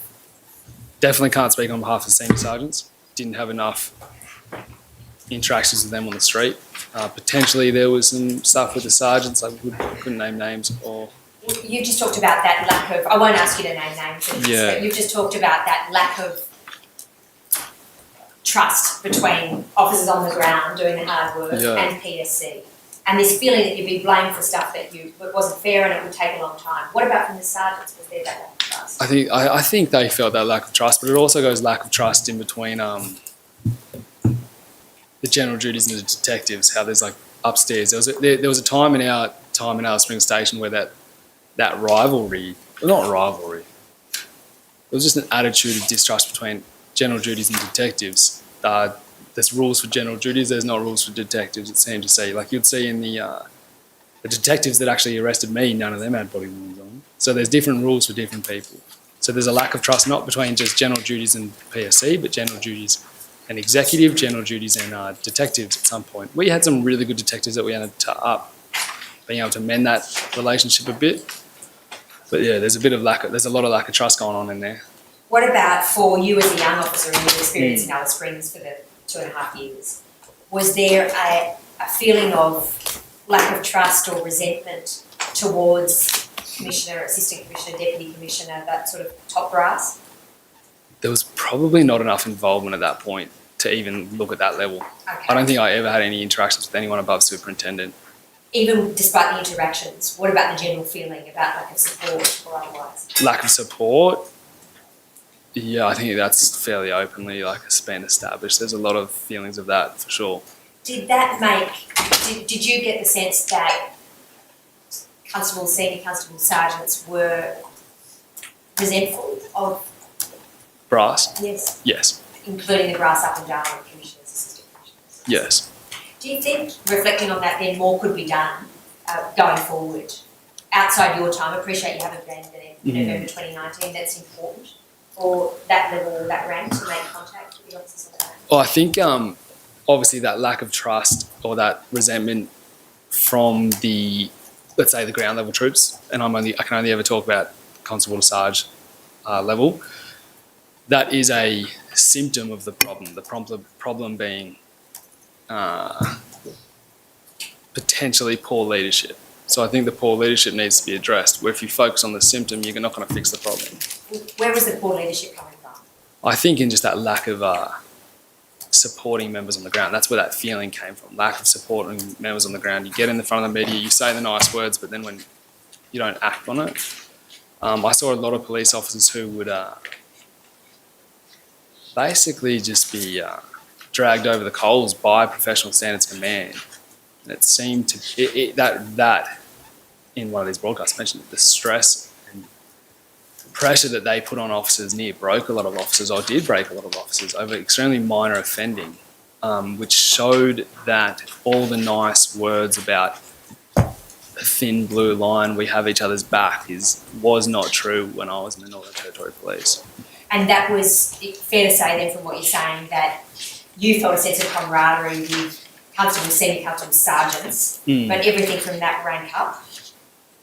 Basically, I didn't have enough interaction with anyone from above that rank, so I felt no level of camaraderie or near loyalty going either way. But when I mentioned detectives, I had some really good relationships with some detectives, and we ended up working very well together, which is effective for policing in general in our experience from there. In terms of resentment towards the PSC or the leadership, did you detect that amongst the sergeants that you were with? Yes. And that obviously impacted on your own attitude towards people in the car. Yeah, I guess, and that comes even further when I think you're being investigated for potentially minor offending by people who are in PSC who have criminal convictions or DVOs against you. So there's a lot of 100% that's resentment. If you're getting investigated for swearing or something like that, but you're being investigated by someone who has a criminal conviction or a DVO who's in PSC or a history of domestic violence, you kind of go, well, who are you to judge me, kind of thing. You regarded there to be hypocrisy amongst the Yes. And in relation to the body worn video or not turning the body worn video on, did you think that was not a big deal in terms of PSC present? Honestly, at the start of it, it seemed to be not a big deal because there was no consequences. And at the end of the day, it's a fact that I'm not going to deny. There was a number of instances where I didn't put my body worn video on and I got remedial guidance for. Remedial guidance is not a big deal. So yeah, I guess the answer to your question is, at the time I was in, it was not a big deal to not wear your body worn video, where it got to the point through my own experience where, and I'm grateful for it, the body worn video I realised how important it was. You got remedial guidance on a couple of occasions in relation to the body worn from Alistair Gore, is that right? On yeah, both correct. Occasions. When you were getting remedial guidance, you were getting it from someone you respected, is that Correct. right? And when he was saying to you, mate, you've got to turn your body worn on, did he suggest to you that was a significant thing? He did, and I believe on the second remedial guidance, it was, I believe he informed me, but that was the last strike, I believe. That was the last strike. So Yes. that one made a difference to you, didn't it? That one made a difference to me for sure, but then I still hadn't, I hadn't got that muscle memory in place yet, obviously because of my failing to activate body worn video prior to that point. So there was still probably a number of issues after that. Also, there was a number of issues where I was being, it took a long time because I had let the sergeant in charge of body worn video know that my body worn video wasn't working. It would last half a shift. So I'd let him know that I was using other people's body worn videos that weren't in the station, and I should have probably passed that up to perhaps PSC or Pauline Vickery or Virginia Reid, who was in charge. I didn't think to do that. Are you saying there were occasions when you turned your body worn video on, but it was someone else's body worn video? Yeah, so there'll be a lot of instances where it would look like, for example, there's one police officer who was on on a long-term sick leave was attending my jobs, but it was me wearing his body-worn video, and it becomes exceptionally hard to, I guess, decipher, because I didn't note on jobs, for example, first I didn't think to, because I just mentioned it was there, that during this job I was wearing this person's body-worn video, for example. You didn't raise it with Pauline Vickery at all. Do you remember being spoken to by Pauline Vickery about this issue? Body-worn video. I remember being spoken to her about something, but I don't recall the conversation. I accept it, but I don't recall the conversation. Do you remember being spoken to at any point about excessive use of force or concerns about people getting wounded or No, I don't recall that. Between the 26th of July to the 3rd of August 2018, you did your TRG selection. Yes. You passed with flying colours, is that fair to say? Yes, correct. And TRG involved the physical barrier test over 2 days. Correct. And did you learn anything new, or was it pretty much already under your belt? That was all basically testing for me on things that I had previously learned. I don't think there was much teaching involved there, more like testing your trainability, for example. You scored above the required standard and you were recommended to apply for future vacancies. Correct. TRG. So how long did you think it would be before you got the call up? If you completed that in August 28th? Well, I was out of the pool of people that passed the selection, I guess the week and a half selection, you are ranked on points throughout that selection period. As far as I was aware, there was no one in the pool outside of us. They were getting a fresh number because no one was qualified for TRG. They needed some members in the spots. So the people in my pool that passed were the only ones that were qualified to get in. I topped the selection in saying that there was another police officer who had a vast experience in special forces and privately, and I accept, and he was older, he was a good cop, so basically he had more experience outside. Despite scoring less points, he had a lot more experience than me. So he got the next spot, which I was completely fair with. And I didn't know everything about the process of selection after this, but I assumed I would have gotten the next spot. I would have assumed it would have been a merit-based order. Okay. And that was, your evidence is if it had been a merit-based order, you would have got the next spot. Yeah, if it was based purely on points, I would have got the first spot, but based on merit entirely and experience, he definitely deserved that spot, and I assumed I would have got the second spot. Okay. So by the time you'd done your TRG training, just think back to it, it was August 2018, you were ambitious to get out of Alice Springs. Yeah, correct. You had always had an interest in the TRG, and you completed the course with top marks, and you anticipated it would be a short time before you were appointed. Correct. Waiting for the TRG spot, you were obviously trying to still impress in Alice Springs, is that fair? I was working hard. I don't know who I was trying to impress in particular, but I was working hard when I was at work, for sure. Trying to be harder and stronger than everybody else? I was trying to constantly improve, yeah, for sure. Being harder as a police officer was important to you? I believe being harder as a person is a potentially good thing, but I'm not saying about not being vulnerable and all that kind of stuff. But yes, I use the term harder as a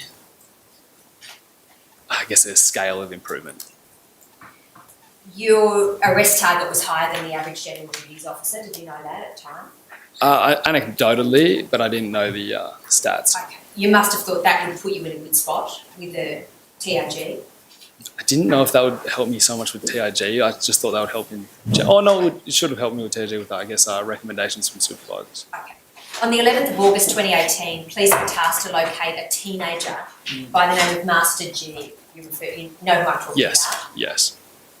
He'd run away from court, and your role was to find and detain him. Correct. You did that with a group of other police officers? Correct. You lasered in on that and you tracked him down? Correct. You were particularly good at that, is that fair to say? Yes, but it's not hard. I just say it would be more, you have more endurance. So it's not a hard skill, but if you are fitter, if you are more committed, yes. And I was more so than others. And you were fitter, and you were more committed when it came to something like tracking down your man. you were good at lasering in on that job review? If my task was to track him down, yes, I was good at that for sure. Yeah, I'm going to show you that video. That's at MFIWW.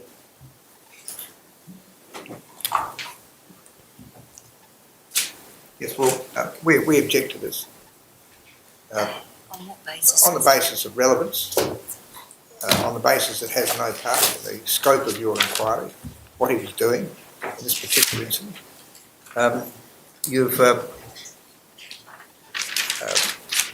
We say, Your Honour, there's no link that can be demonstrated between this incident and any of the matters that you're inquiring into.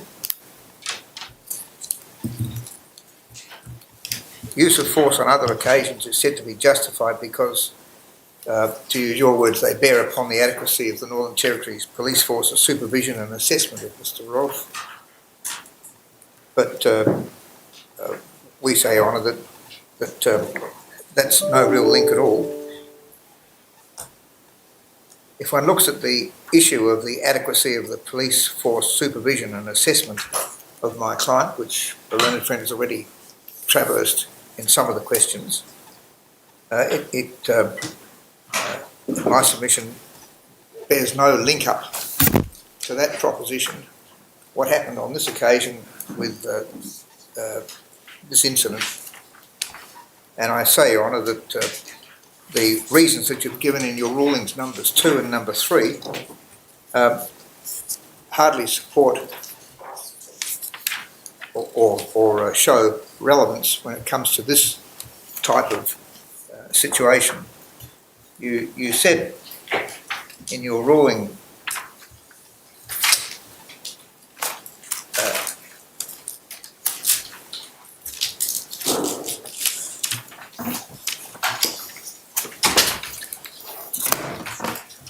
I can turn to it.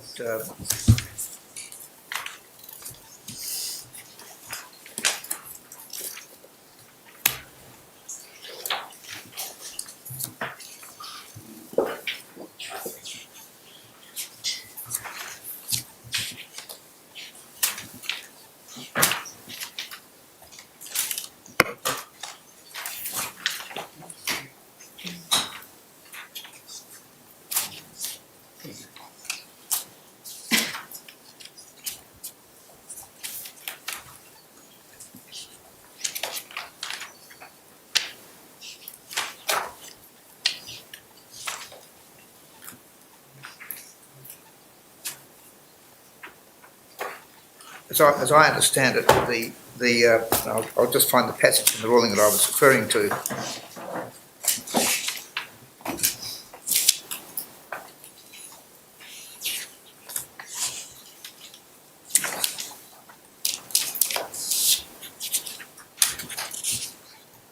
It seems to be that Your Honour's, in saying that it bears upon the adequacy of the Northern Territory Police Force's supervision and assessment of Mr. Rolfe, that he's in effect saying that the use of force, it must be the use of excessive force. Now, the judgment about these matters depends upon which end of the telescope you're looking at.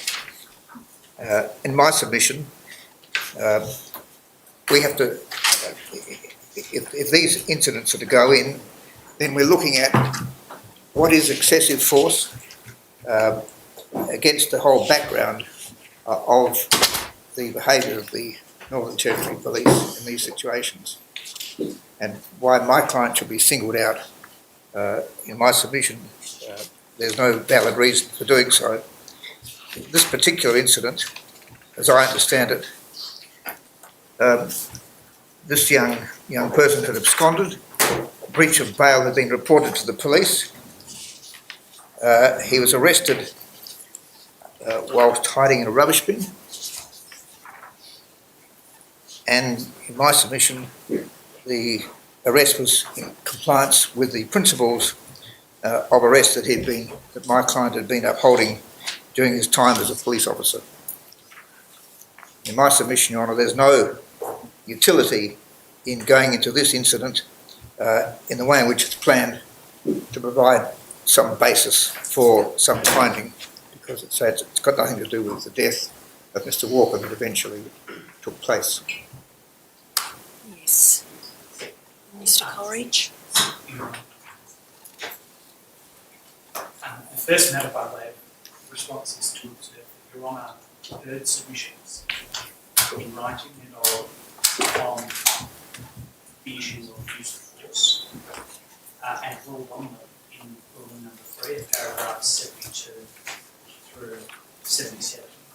Yes. With respect to Your Honour's reasons were persuasive, and more importantly, Your Honour determined the issue in circumstances where our friends wanted to know evidence that used in the interim calls into question the purpose of the conclusion. The result is that if there is to be some departure from that decision, it really should be on review proceedings in the Supreme Court of the Territory. I know that Mr. Rolfe is many years out of time now to bring such proceedings, and that evidence about this incident was produced from multiple persons on the footing that Your Honour had determined the question in ruling number 3. But lest it be necessary to speak to the relevance of the episode, first the footage will speak for itself as to what it depicts.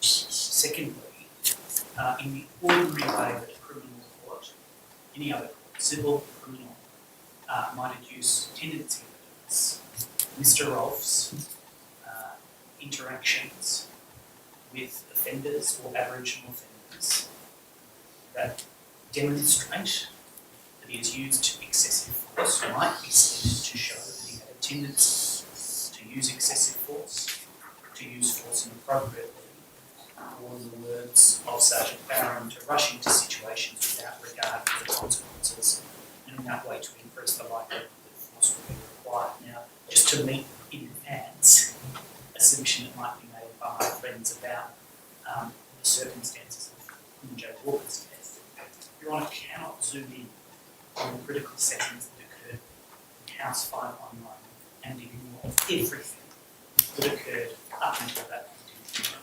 There has been criticism, which I may accept and may not accept, about the conduct of the IRT in the lead up to their entry into House 519.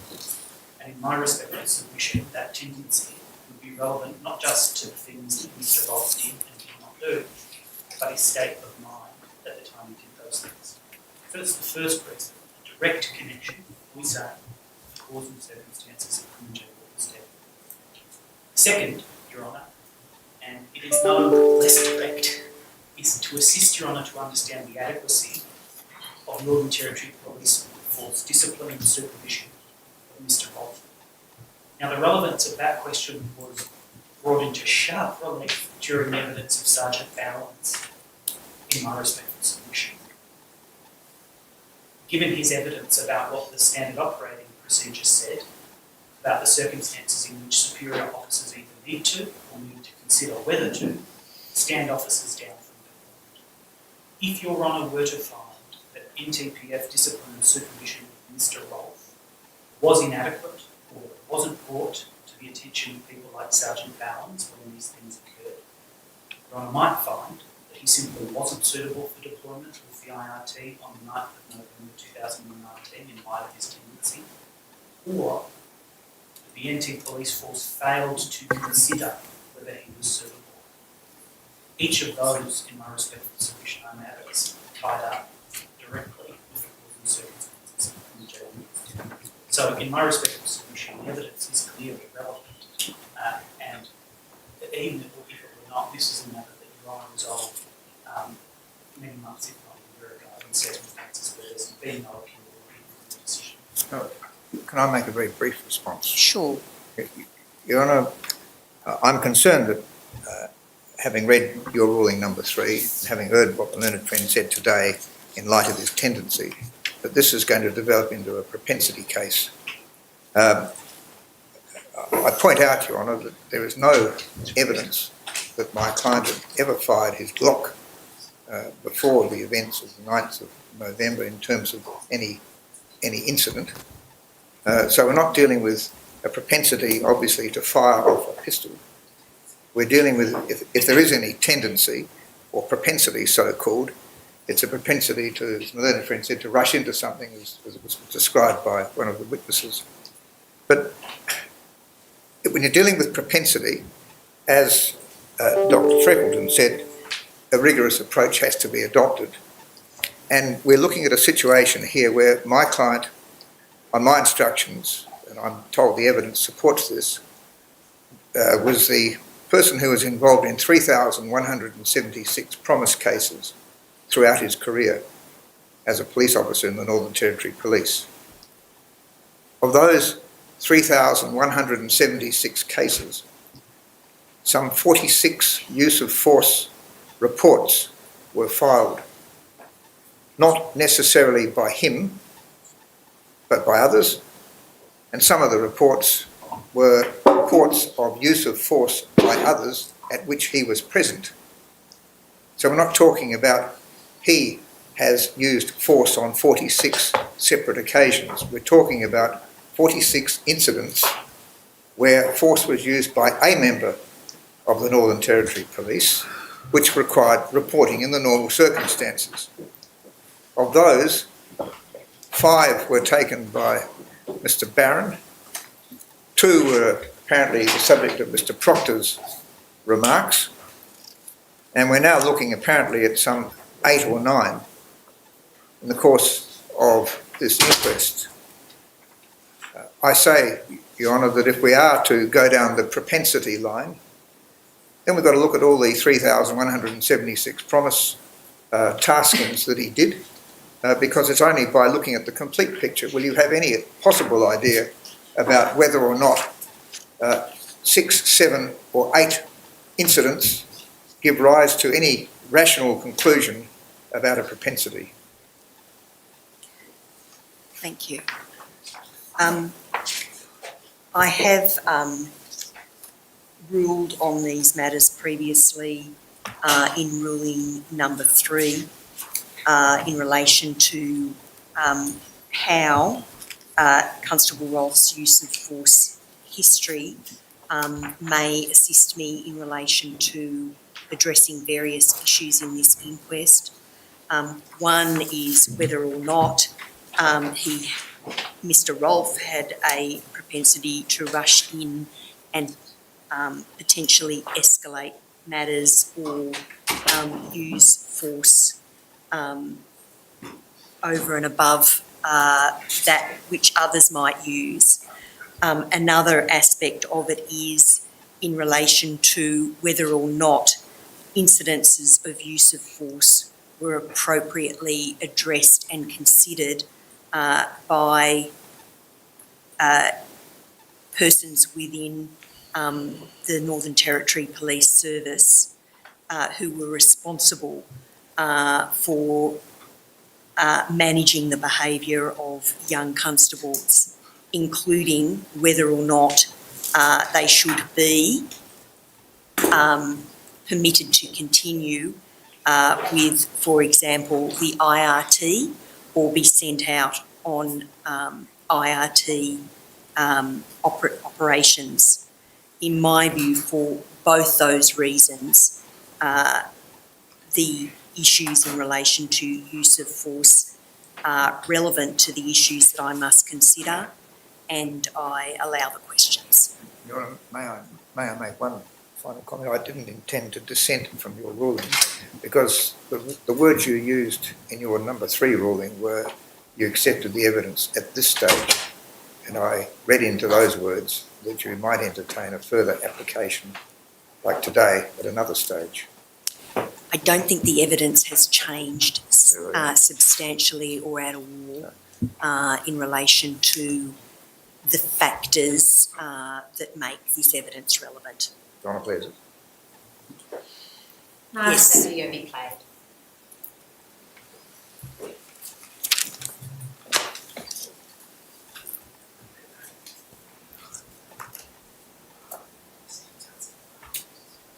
Oh yeah, why don't they just pause that? Sure. I'll just note Take the that- afternoon tea break.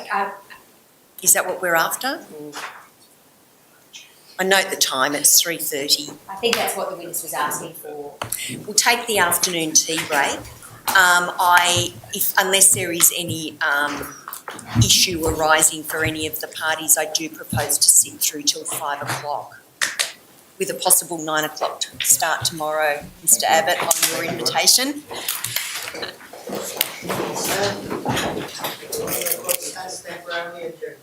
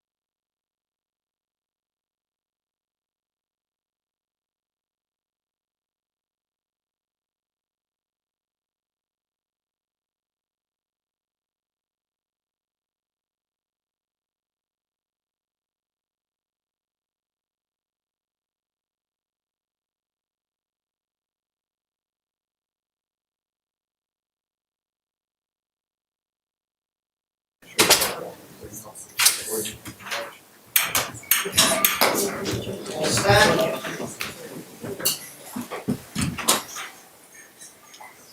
Coronial report is now resumed. Please be seated.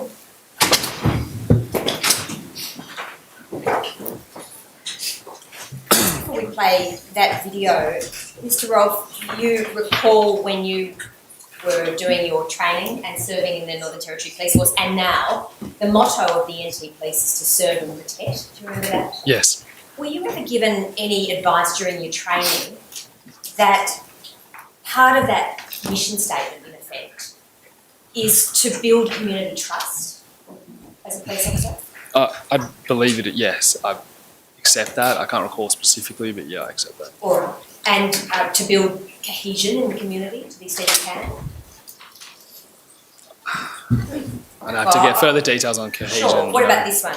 To foster good relationships between community members and the police. Yes. You certainly understood that to be part of the remit of a Northern Territory police officer. Yes. And was it part of your training, given the significant population of Aboriginal people, that there was a need to make every effort to foster relationships between police officers and Aboriginal people? I do not know if there was a difference made between races. But do you recall anything in relation to the role of a police officer and community policing? In regard to like bush. No, in regard to fostering good relationships with community members. Or did you just take that to be a given? Well, I think it was a given, but there may have been additional training in regard to that, but I just can't recall it. Okay. You would have noticed early on in your role as a police officer in Alice Springs that a significant part of the job involved policing young adults, correct? I actually probably through GDs and stuff like that steered more towards adults rather than the youth. There was a youth section for sure. I stayed as far away as that possible. Why is that? There's just a lot more paperwork with the youth, and it seems to be that there is obviously we know there's a lot of issues in town with that, and basically it seems that you've probably heard it say the revolving door of the watch house. You can arrest the same youth multiple times on the same shift. It was just extra work, and I just didn't want to dabble too much with that. It was just a lot more simple, basically less paperwork and less confusion around dealing with adults. Some police officers are drawn to individual parts of the police service. You've given evidence about your interest in the IRT and the TRG. Yeah. I take it you were not interested in youth engagement as part of your career path. If there was as you said before, if I thought that there was a good place for positive engagement with the community, if that was I guess, an option to have a task, then definitely I'd be interested in positive engagements with the youth. In regard to arresting youth, I would definitely prefer to arrest adults than youth. And your evidence is during the time you were in Alice Springs Police Force, you weren't asked to or given opportunities to have positive engagements with young people, is that right? I specifically wasn't given any taskings like that, such as that. And you didn't nominate, this is not a criticism, but you didn't nominate to go into a section dealing with young people or to do particular work with them? No, I definitely stayed away from youth patrol. Again, my understanding of youth patrol at the time, they probably did some positive engagement, but their majority of their time was obviously dealing with youth offenders that I wanted to, if possible, steer clear from. I asked you this question back in November 2022 in relation to training about trauma in young people. I think last time you said you couldn't recall any specific trauma-informed training, is that right? Yeah, I still can't, Okay. sorry. Thinking back on it now, with the benefit of maturity and a few years' reflection, do you think it would have been good for you to have more training, given you can't remember it, assuming there was some or a little bit, or some training on trauma-informed engagement? Yeah, definitely. And particularly with young people, would that have helped looking back? Yeah, for anyone. But particularly if young, yes. Okay, young people and adults would have helped. Yes. Given yes. the significant amount of trauma that you encountered in Alice Springs. Yes, definitely. Okay. Might I ask that video be played then? MFIWW.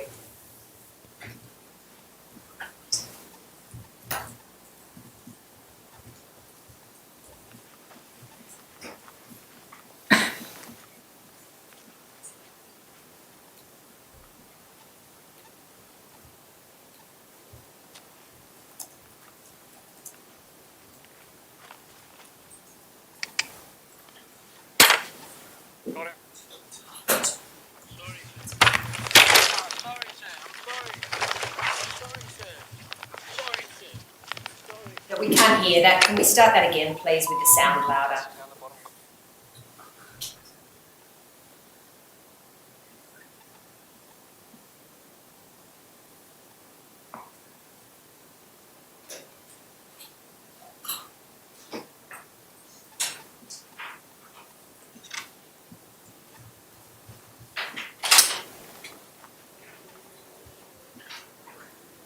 The sound kicks in at about 30 seconds, but it should be loud, and it was very audible when he played it on the last occasion. We'll see.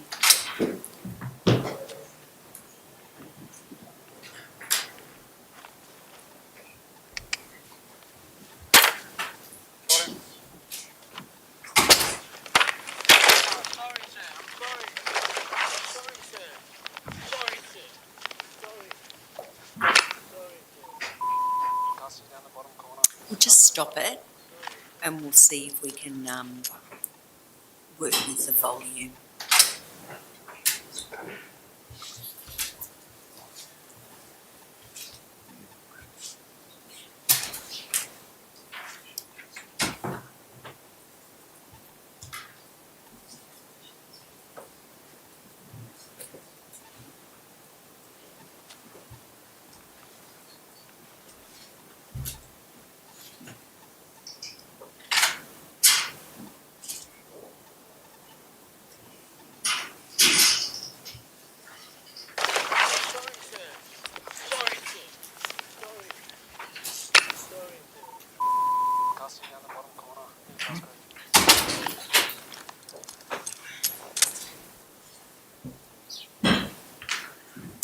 I think we'll have to go back to the iPad. I've watched that video a number of times. It's just for the benefit of the rest of the people watching as well. But Oh, we'll just see if we can fix it, and if not, I'll move on and come back to it.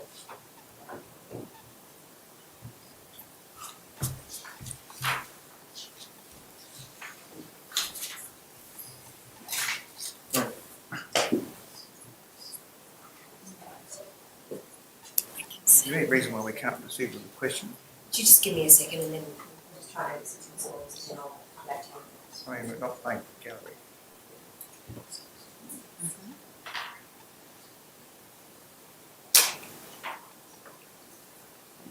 We'll see if this works, and if not, I'll come back to it tomorrow. We might be able to get a speaker to connect to the computer.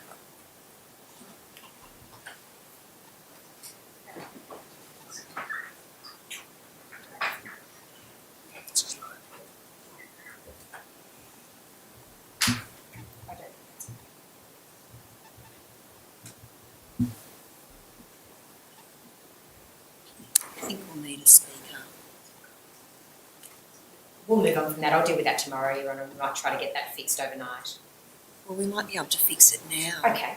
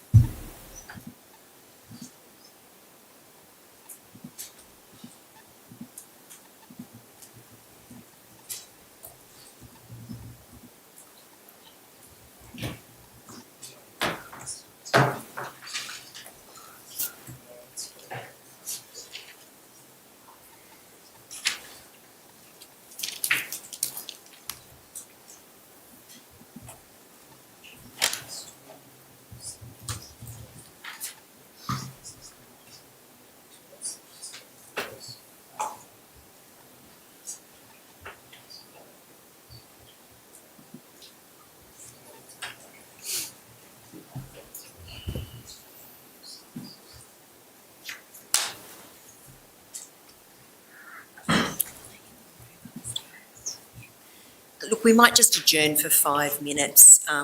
Sorry about the interruptions, Mr. Rolfe. Stand. Coronial Court has been granted adjourned.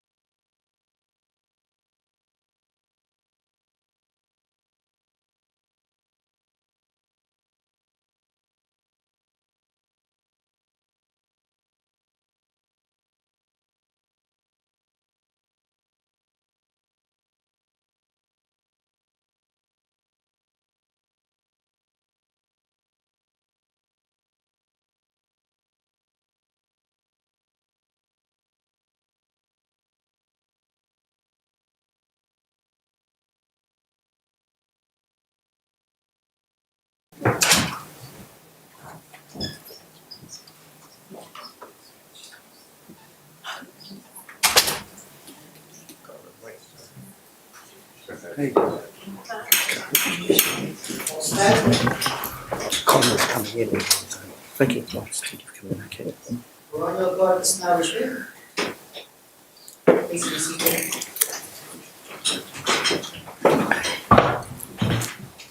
Your Honour, Mr Coleridge has gone to see if he can do some makeshift purchasing to make sure that we've got something in place for tomorrow. In the meantime, I think it is marginally better and it is on the Inquest website if anybody needs to view it again. But I ask that video be played now. Thank you.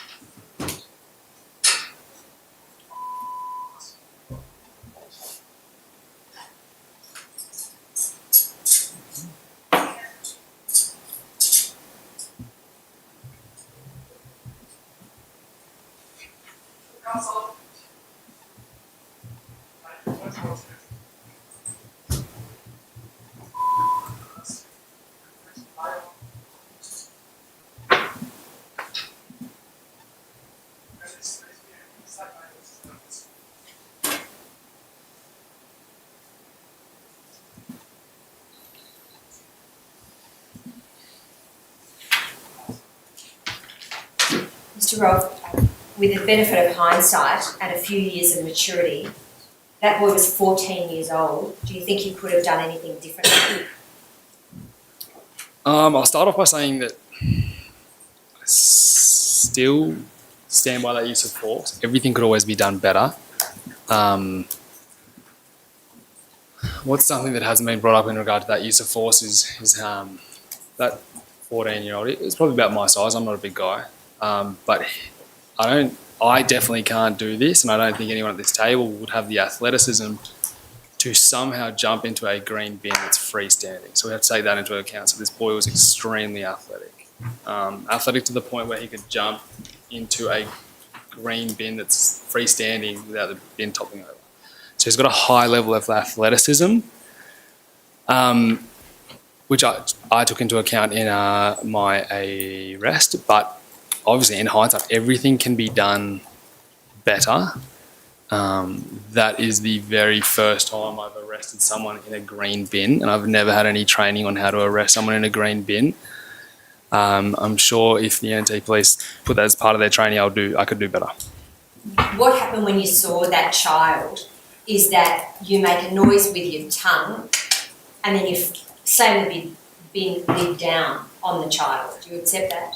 I make the clicking sound. I close the bin lid. I didn't hit the child's head with the green bin or anything, but I closed the green bin. That was wholly unnecessary, wasn't it? No, at the same time, that's nearly a form of, and this will sound silly, but it's nearly a form of containing that risk while I have a quick second to think about how I'm going to continue that arrest. I suggest to you that making the sound and then slamming the bin down was in fact humiliating for that child, and we knew it. I can't speak on what he would have felt. The clicking that I did was to get the attention of a fellow police officer who was nearby on the other side of the fence to bring his attention to me. After you slammed the lid down, you then pulled the bin over in a forceful manner. That's fair. Correct. And the child then spilt out of the bin. Is that right? Correct. And you heard him say, "Sorry, sir. Sorry, sir. Sorry, sir. Sorry for running, sir." And you handcuffed him and pulled him up at that time. Correct. There's nothing that I can hear on that video where you give that child any words of comfort or any explanation for what you're doing. Do you accept that? Yes. In fact, while you're walking him away, you say, "You don't need to speak to me. Anything you say may be used as evidence." But there's no words of reassurance. Correct? Yes, I told him what I'm required to say as part of my police duties when arresting someone. You agree no words of reassurance to him at that point Well, I or object. explanation for what you were doing? I object. What sort of reassurance? What obligation is there to give reassurance? Reassurance about what? I mean, it's a Well, very policing isn't all amorphous term. about obligation. It's about how you engage and interact with members of the public, including young children. Yes, but it's put as a positive duty. You didn't give him reassurance. I'm No, it's asking not being put reassurance as a about duty. what? It's not being put as a duty, it's just Oh. being put as a statement that he did not reassure this 14-year-old child Yeah, reassure about what though? about what was happening to him. Well, that would have been obvious. If he was arrested, he was being arrested. I just can't understand what reassurance we're talking Well, about. perhaps I can clarify it in the next couple of questions. You hear the child say repeatedly, in a timid voice, I suggest to you, sorry sir, sorry sir, sorry sir, sorry for running sir. He clearly sounds frightened, doesn't he? I can't speak on behalf of what he No, but you thinks. can listen to it now. You've watched the video multiple times and you're a smart bloke. From my experience, that's going to be a kind of a standard response. He was sorry that he got caught. Not sorry that he ran. He's sorry that he got caught. He said, sorry sir, no need to be rough sir. And your response to that was, you don't need to speak to me. Anything you say may be used as evidence. Correct. I wanted him to know his rights. So when he said, sorry sir, sorry sir, sorry sir, sorry sir, no need to be rough, it didn't occur to you that you might say, I'm not being rough, mate, I just had to detain you, you're not in any danger, I'm going to walk you to the police station, or anything like that might have given him some comfort. No, it didn't, but I may have done that something after the video. Do you think that, on reflection, that's something that you could have done at the time to give that child some reassurance? The first thing I need to do is to tell him of his rights, so he's aware of his rights and he's aware that he knows that anything he says can be used as evidence against him. That's probably more important. And then after that, there could be space for reassurance for sure. I'm not sure what happened after that video ended. You must have understood, you gave evidence earlier that you hadn't, or you couldn't recall any specific training in trauma, and you agreed that you could have done more training in trauma. Definitely. But you must have understood that all children are vulnerable to some extent. You accept that? Yes. Particularly a child in the care system that is in the care of territory families. I had no idea if this child was in the care of territory families, I don't think. When you targeted or tasked to detain someone who had run away from court in breach of bail, I believe this was someone else's job at the time, so I got called in to assist as I was in the area when he was seen running. so I had you, no background. you had no idea he was in the care of territory families. I didn't know much about his background. I knew his name. I knew he was a fairly prolific offender in town. I didn't know his background. Did you know that he was being detained for a breach of bail rather than the commission of any further offence? I think so. I think I said that. And you would have, as a matter of common sense, understood that a 14-year-old Aboriginal boy in contact with the criminal justice system was likely to be a vulnerable child. Mm.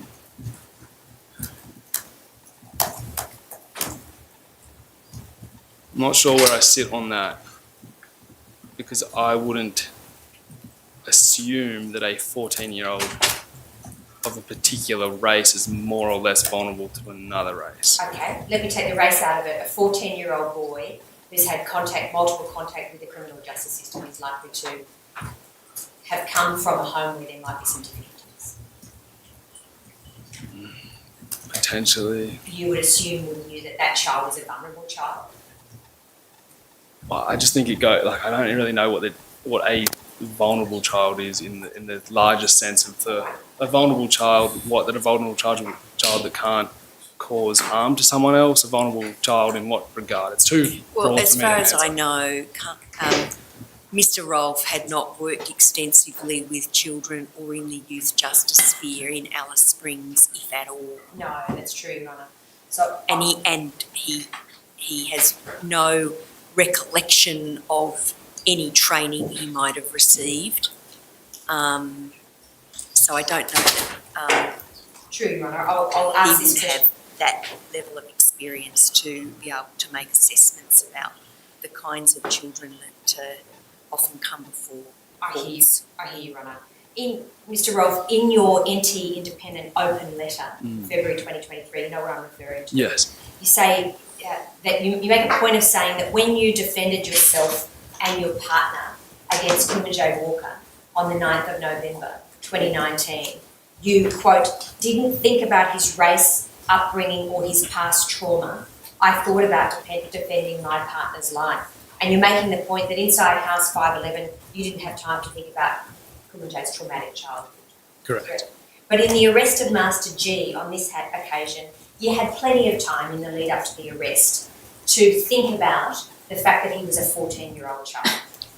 No, so what had happened is I'm driving around on my shift. As far as I can recall, I'm driving around on my shift. Police officers who are more aware of his case, without my knowledge, which is completely fine, are looking for him.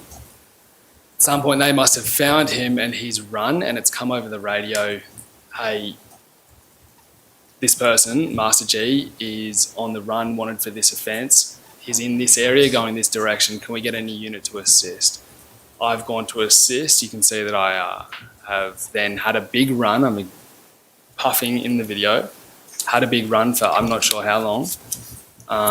And then I've located him. So there's been no, as far as I can recall, that's it. That's how this incident unfolded. All right. You would have been told over the radio that he was 14 years old and he was wanting to be detained for breach of bail, correct? I'd have to listen to the radio transmission or the transcript to see what it was. We've got body-worn video of you looking for this child for 11 minutes before you find him. Do you recall that? Yes. You had plenty of time during that period to at least think about the fact that it was a child that you were looking for. Well, I knew he was 14. Yes. I'm going to suggest to you some alternative options that were available that you should have exercised at that time. When you found him, he was contained in the bin. He wasn't going anywhere after that time, was it? Well, I would say that someone that can jump in a bin that athletically can jump out of the same bin, likely. I'm going to suggest to you that when you found him, you should have articulated why you were there and said to him words to the effect of, I'm Constable Rolf, I'm here with my colleagues. I'm going to lower the bin. When you come out of the bin, you're going to be handcuffed and placed on the ground. And when I pick you up, it's going to look like this. You should have had an ongoing dialogue with that child to explain what was going to happen, rather than using the force that you did. What do you say about that? I object. Putting this sort of counsel of perfection as an afterthought, with the benefit of hindsight, and ignoring the agony of the moment, what was happening. He said he was running. In my submission, this goes nowhere, and it goes nowhere to your ultimate end result. It's a trauma-informed approach to arresting a young person, and Mr. Rolf's being asked to reflect on that. He might not have had any training in regard to trauma-informed responses, and he might be able to tell us that never came into my mind. I don't know. But Your Honour, it's put to him as though this is some counsel of perfection which he ought to have obeyed. Well, if it's put to him, look, do you agree that this is a possible scenario? This is an alternative scenario, is what it was put to him, Well, as another option. It's not put like that. I think It's that's put as a exactly definite. how it was You should have done the tenor of my learned friend's question. The way in which she asked it is, you should have done this at this time, not what you did then. That's not what she said. Now, if it's put on the basis, well, there's a number of scenarios you could have adopted. This is one of them. What do you think about that? Okay, Then- we'll put it that way. What do you think about that approach? Do you want me to read it to you again? No, it's all right. Again, that sounds like a lovely approach, and if that was obviously in the hypothetical situation, I can't say if it would have worked or not. But I can say that one of the potential outcomes of approaching that bin in that way is you get smacked in the mouth. You had a number of other officers there at the time, didn't you? There was if you know the school down this way, I forgot what it's called, there's a high fence that most of them wouldn't be able to get over. You'd see there was a cut on my hand because the top of the fence is either barbed or just open chain link, so it'll cut you. So I've cut my hand over coming over the fence. Most of the officers weren't able to get into that schoolyard. I believe I was in that schoolyard by myself. At the time that you were in that schoolyard, you used a particular signal for one of your colleagues, to signal to that colleague to come over to where you were. They were in close proximity, obviously, if they could hear that. He was just standing on the other side of the fence, So he was looking outside the fence. I did the click to him to let him know that he's over here and he doesn't need to get Right. And he clearly heard you click and came over, correct? He didn't come over again because he was on the other side of the fence, but he stopped looking outside the fence. He acknowledged. I put to you that an alternative option was to communicate with that child when you found him, to explain to him what you were going to do and that he was going to be handcuffed when he came out. You said that effectively wasn't viable. Is that right? Well, I say it's 100% another option. I don't know whether in that certain situation it would have worked or not. But yeah, there's plenty of options of how you handle that. But again, as I said, I don't believe I have had any, unless the police can show me my police academy record. I don't believe I have had any trauma-informed policing training, and I definitely have not had any training in how to arrest someone in a bin. And I would be, not that I'm a cop anymore, I would be open for anyone getting training on it if they're going to be judged on it. Okay. The evidence the scenario that I just read to you about communicating with a child in that way, articulating, I'm now going to lower the bin. When you come out of the bin, you're going to be handcuffed. You're going to be placed on the ground. When I pick you up, it's going to look like this. Is a scenario that was articulated by Superintendent Nobbs, and that's transcript 2948 for the benefit of my friend. You respect Superintendent Nobbs, don't you? I don't know if I want to open that bucket of fish. What do you say? I don't know if I want to open that bucket of fish. Superintendent Nobbs has been in the police force, I think, 26 years.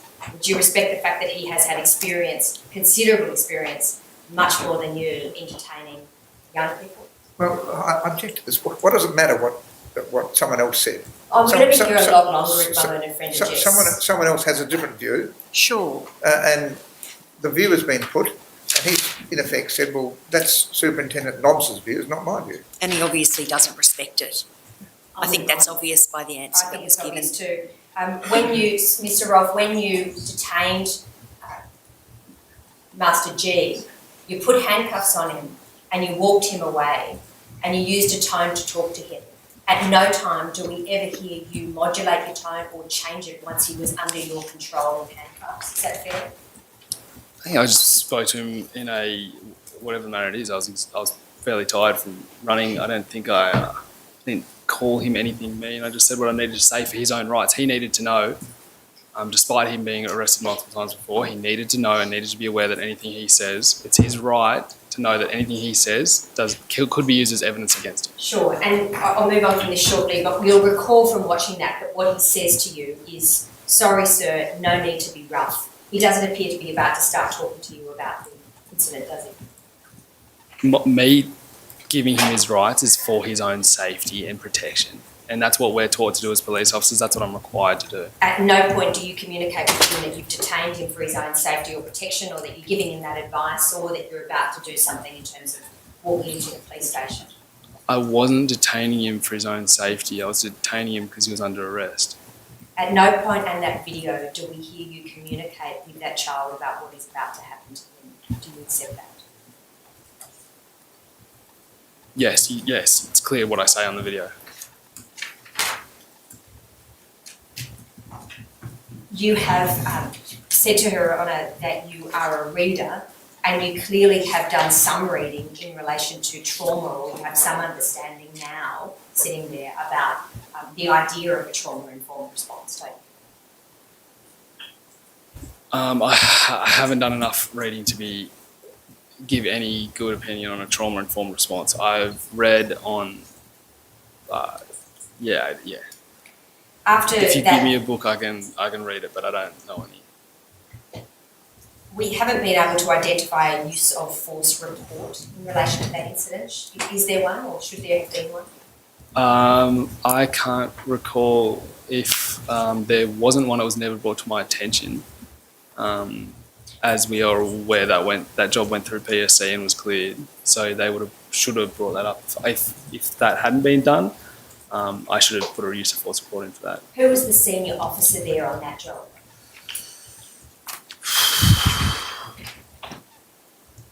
I want to say Haig. First name? No, What rank was officer? probably a senior constable. But again, I could be wrong. This is just who I believe I was walking him to.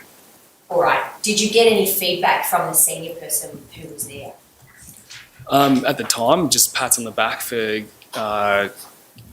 locating the offender. Most police officers are unable to locate that offender. He is a fit young man, and at some point, that job was looked through by crime and multiple members in the Alice Springs station, and there was nothing but good feedback about that. And I know that there's been a few police officers in this Coronial who have given negative feedback.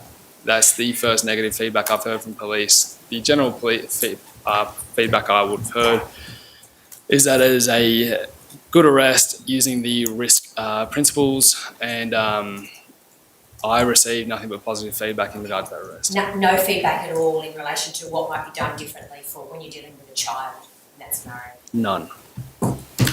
There's a diary entry that you photograph on your phone, Mr. Rolfe, on the 2nd of December 2018. I want to take you to. Like many young people, is it fair to say you wanted to find meaning in your life, in your career in the police force? Yes. And you wanted a career where you were useful and you were using your skill set in a way that helped other people? Yes. Given that evidence.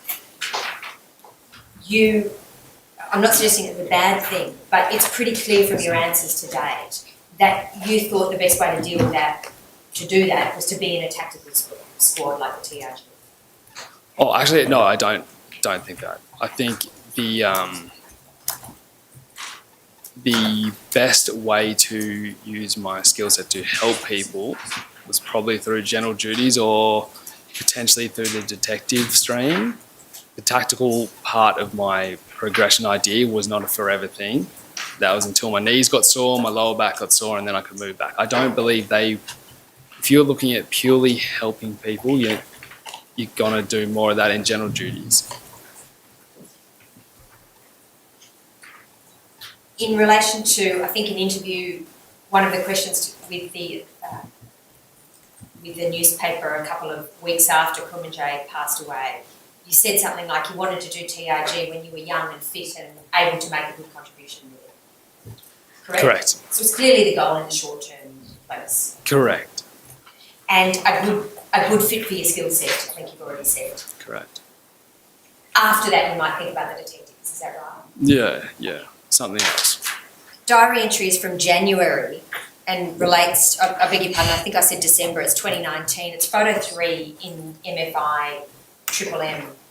Can I just make a special note that we're now reading my journal for the Coronial for a shooting? I object to this. This is apparently a personal journal. I can't possibly see what relevance this has to the questions that you need to consider. I don't have the document in front of me. If it's the document Well, I've only seen it for the first time now, so. if it's the document I recall, it's an account of. Yes, it is. It's an account of an incident that appears to have occurred around the time of the diary entry, January 2019. Well, in my submission, the learned friend ought to explain the relevance of this. I think I'll have to ask some questions before it becomes objectionable. Would you mind leaving the lads' names out? Is that doable to ask them the question without doing that? There is a name that's been blanked out in my copy. Yeah, there's multiple names that haven't. They're all serving police officers.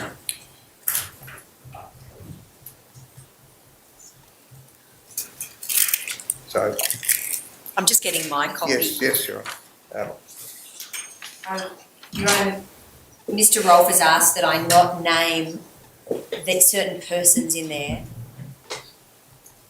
And those names are currently redacted? No, they're not, and I press those names. There's There's 6 names.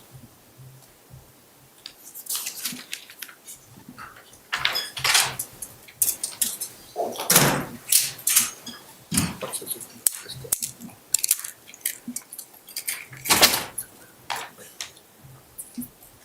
I press one of those names with the initial SG. because it's a name that's already released. I don't need to read the rest of it.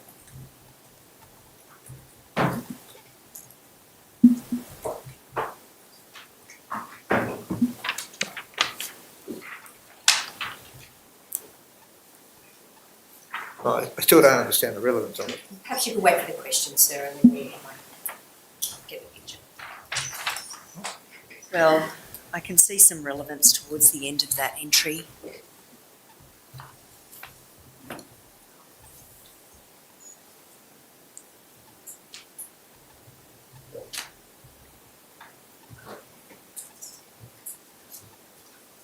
Eight lines from the bottom.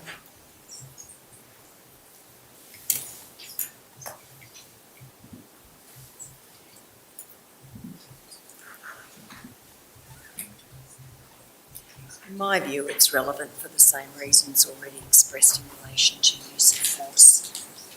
Ms. Ross, have you got a copy of that in front of you? Yes. Okay. So you see where Her Honour was referring, there's a paragraph that begins, I recently put a guy in hospital for stomping on another guy's head.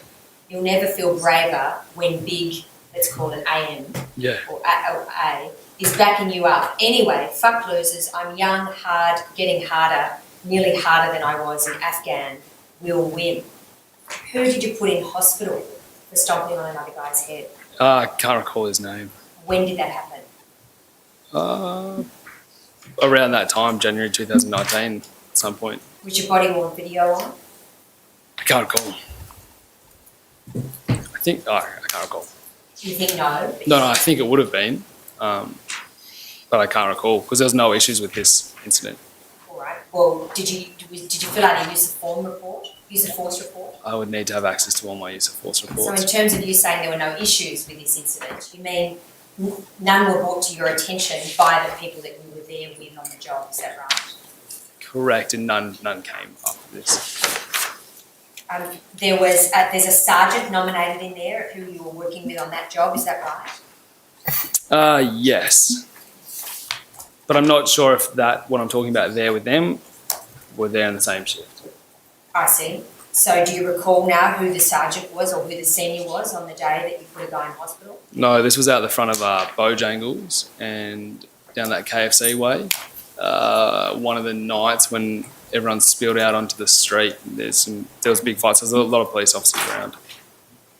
And why did you put him in hospital? I didn't intend to put him in hospital. Just the fact was that he stomped on a guy's head who was unconscious on the ground and ran from us. I gave chase and tackled him because he refused to stop. As a result of being tackled, he went to hospital.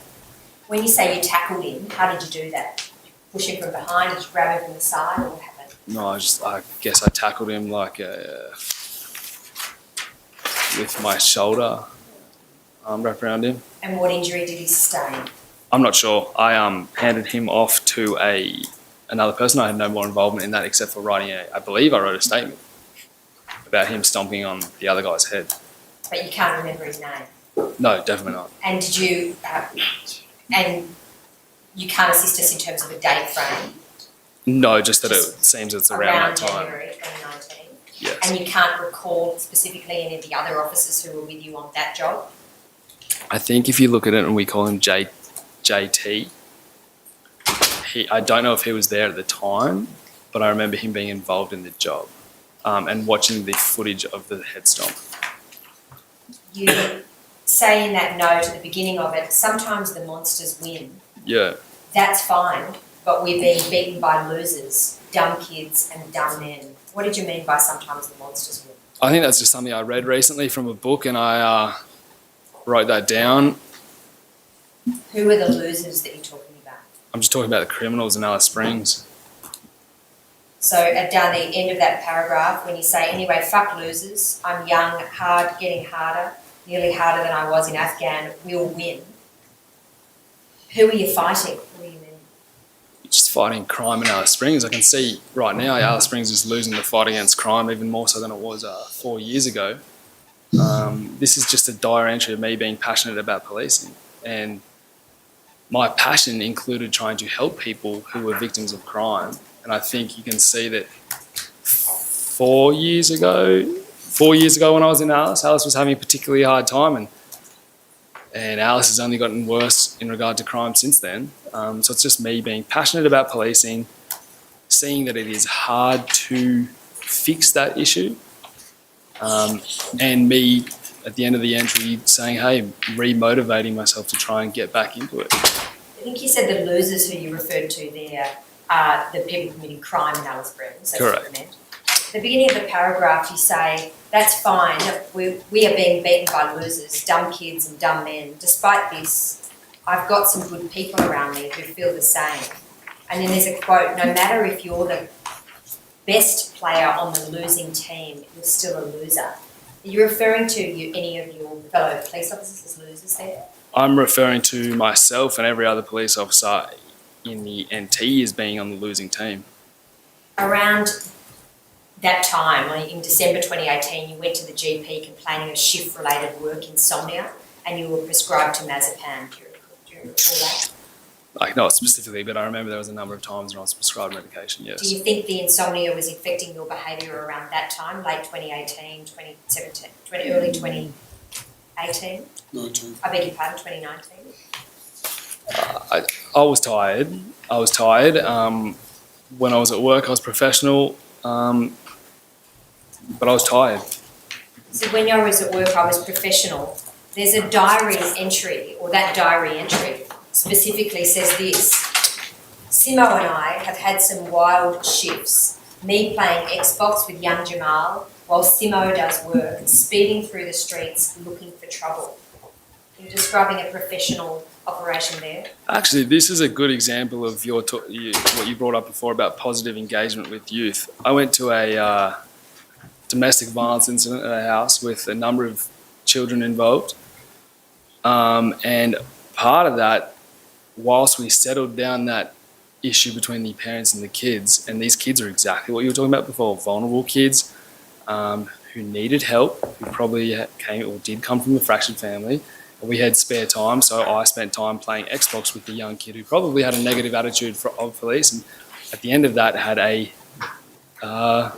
better attitude towards police. So there's an example of positive engagement. In regard to speeding through the streets looking for trouble, it's literally our job, or part of our job is to be called to and attend to trouble, i.e. crime. Simo is Simon Gillette, is that right? Yes, it is. There was probably no need to say that for the record, but yes, it is. Well, he comes up in a number of the text messages, doesn't he? Yeah, and I was going to ask, because there's probably no need to read out everyone's names, and obviously I'm going to talk to you about the text messages, but I'm happy to say if I sent them or received them, if they were from a police officer or a family member, it would be more respectful to them because of the negative connotations of now being linked to me as a friend if those names don't get read out, because I don't see how it affects the question. I'm happy to answer the questions. Okay. Is that all right from now on? In that particular one, I press the name, Your Honour. He's a serving police officer and I press it. Well, I asked that all the names be suppressed. As part of the non-publication order this morning. Where the matters are 6 names. arise, and we're dealing with serving police officers, in my view, it is in the public interest and in the interest of these proceedings that names be used, unless there is a special reason why they should not be. Well, could I ask this of Your Honour? This is part of a whole series of SMS messages between my client and someone else, or from another person to my client.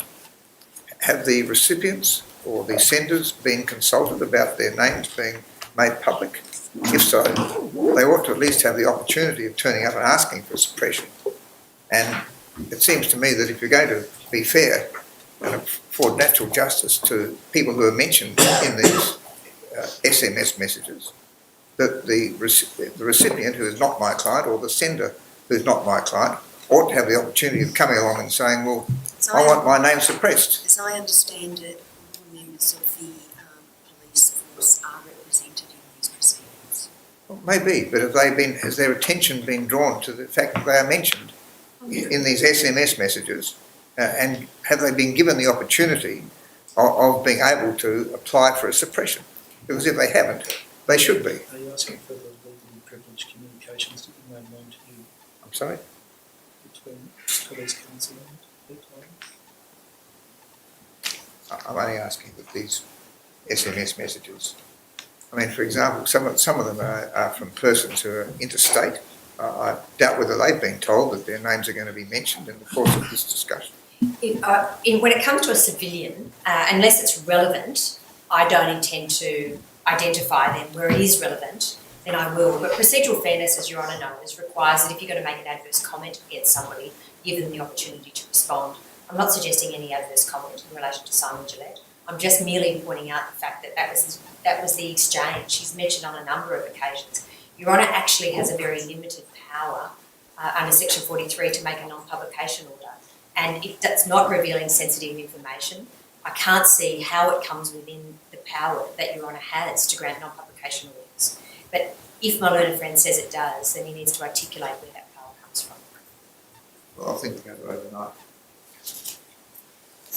But as I understand it, members of the NT Police Service are represented in these proceedings.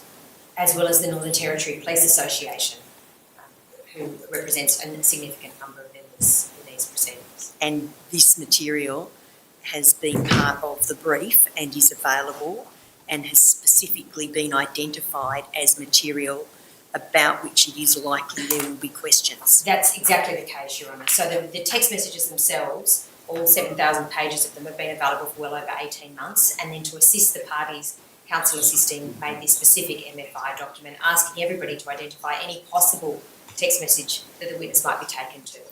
So it couldn't have been signposted any further than it has been. Yes.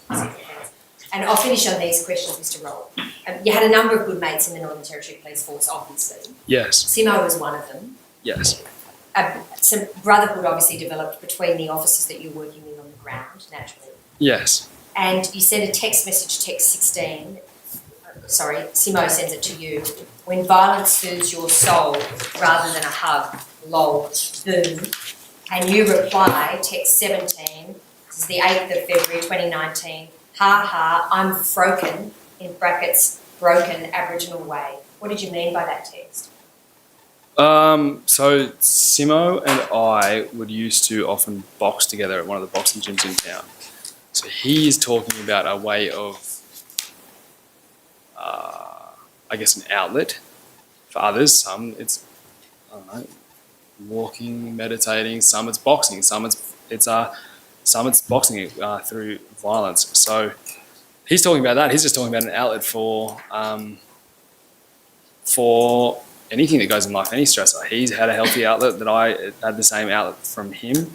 In regard to saying that I'm broken Aboriginal way, I was just saying that physically I think we'd had a hard session and in the boxing ring. And you're right. Sorry, Dr. Freckleton just gave me a weird look. He does that. How do you understand? Mr. Roll.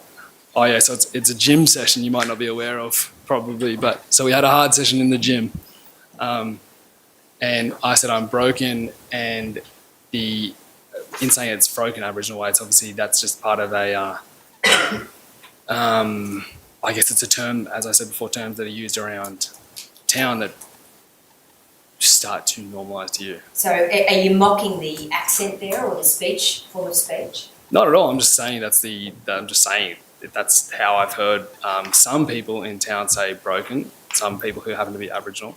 I don't understand it myself, let alone Dr. Freckleton. I don't know about Dr. Freckleton, but if he was looking perplexed, then I share it. I don't understand what's meant by broken Aboriginal way. What did that term come to represent? So it means the exact same thing as broken that we say. It's the exact same way. It's just replacing B with the F.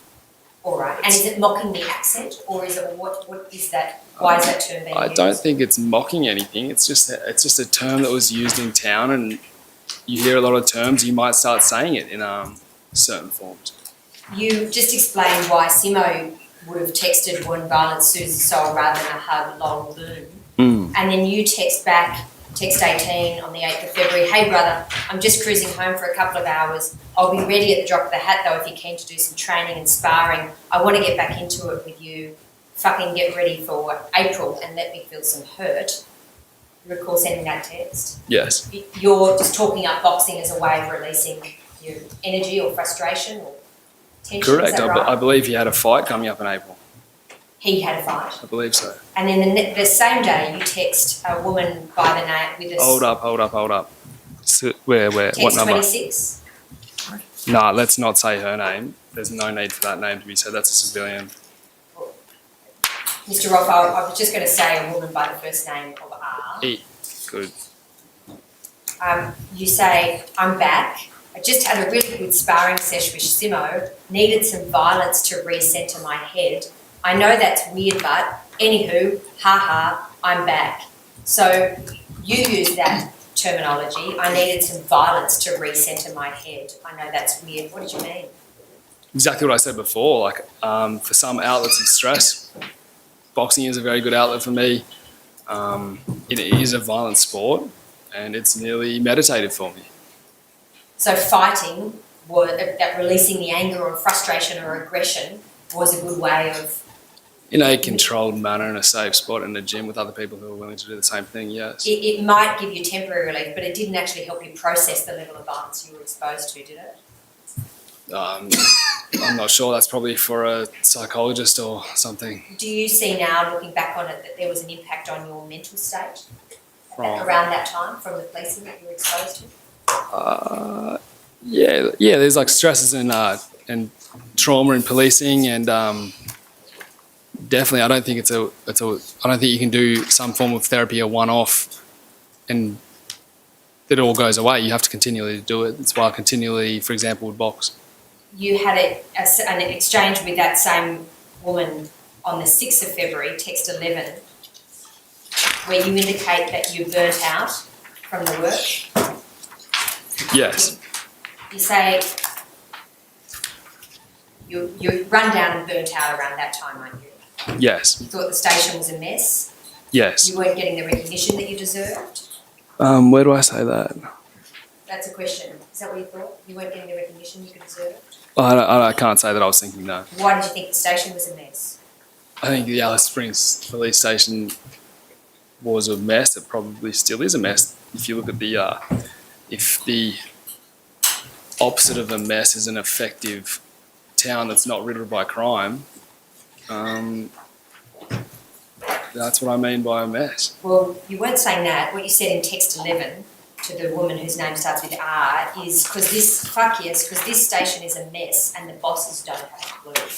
So it wasn't just crime around town. You thought the bosses there weren't up to the job. Is that right? Yes. Who were the bosses you were referring to? You have to look at it again. The bosses who were around 2019 that could include Jody Nobbs, for example, or I'm not sure who the commanders and stuff were at the time. So around that time in February 2019, you didn't have much respect for Superintendent Nobbs? I had respect, but I'm just saying that he was probably one of the bosses as a whole who I didn't think were performing to a good degree, and I think the outcomes show that. So at that stage, you were still a constable, is that right? Yes. You'd been there for 2 and a bit years, but you'd already been able to size up the fact that the bosses there weren't up for the job, including a bloke like Superintendent Nobbs who'd been there for over 2 decades. I believe I right to have my own opinion, and yeah, that's an opinion I had. I think a lot of people in town would have the same opinion. Is that a convenient time to stop then? Yes, it is, and we'll resume at 9 tomorrow.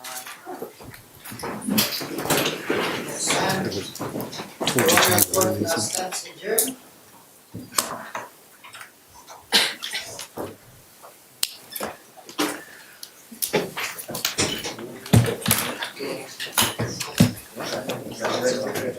Thank you.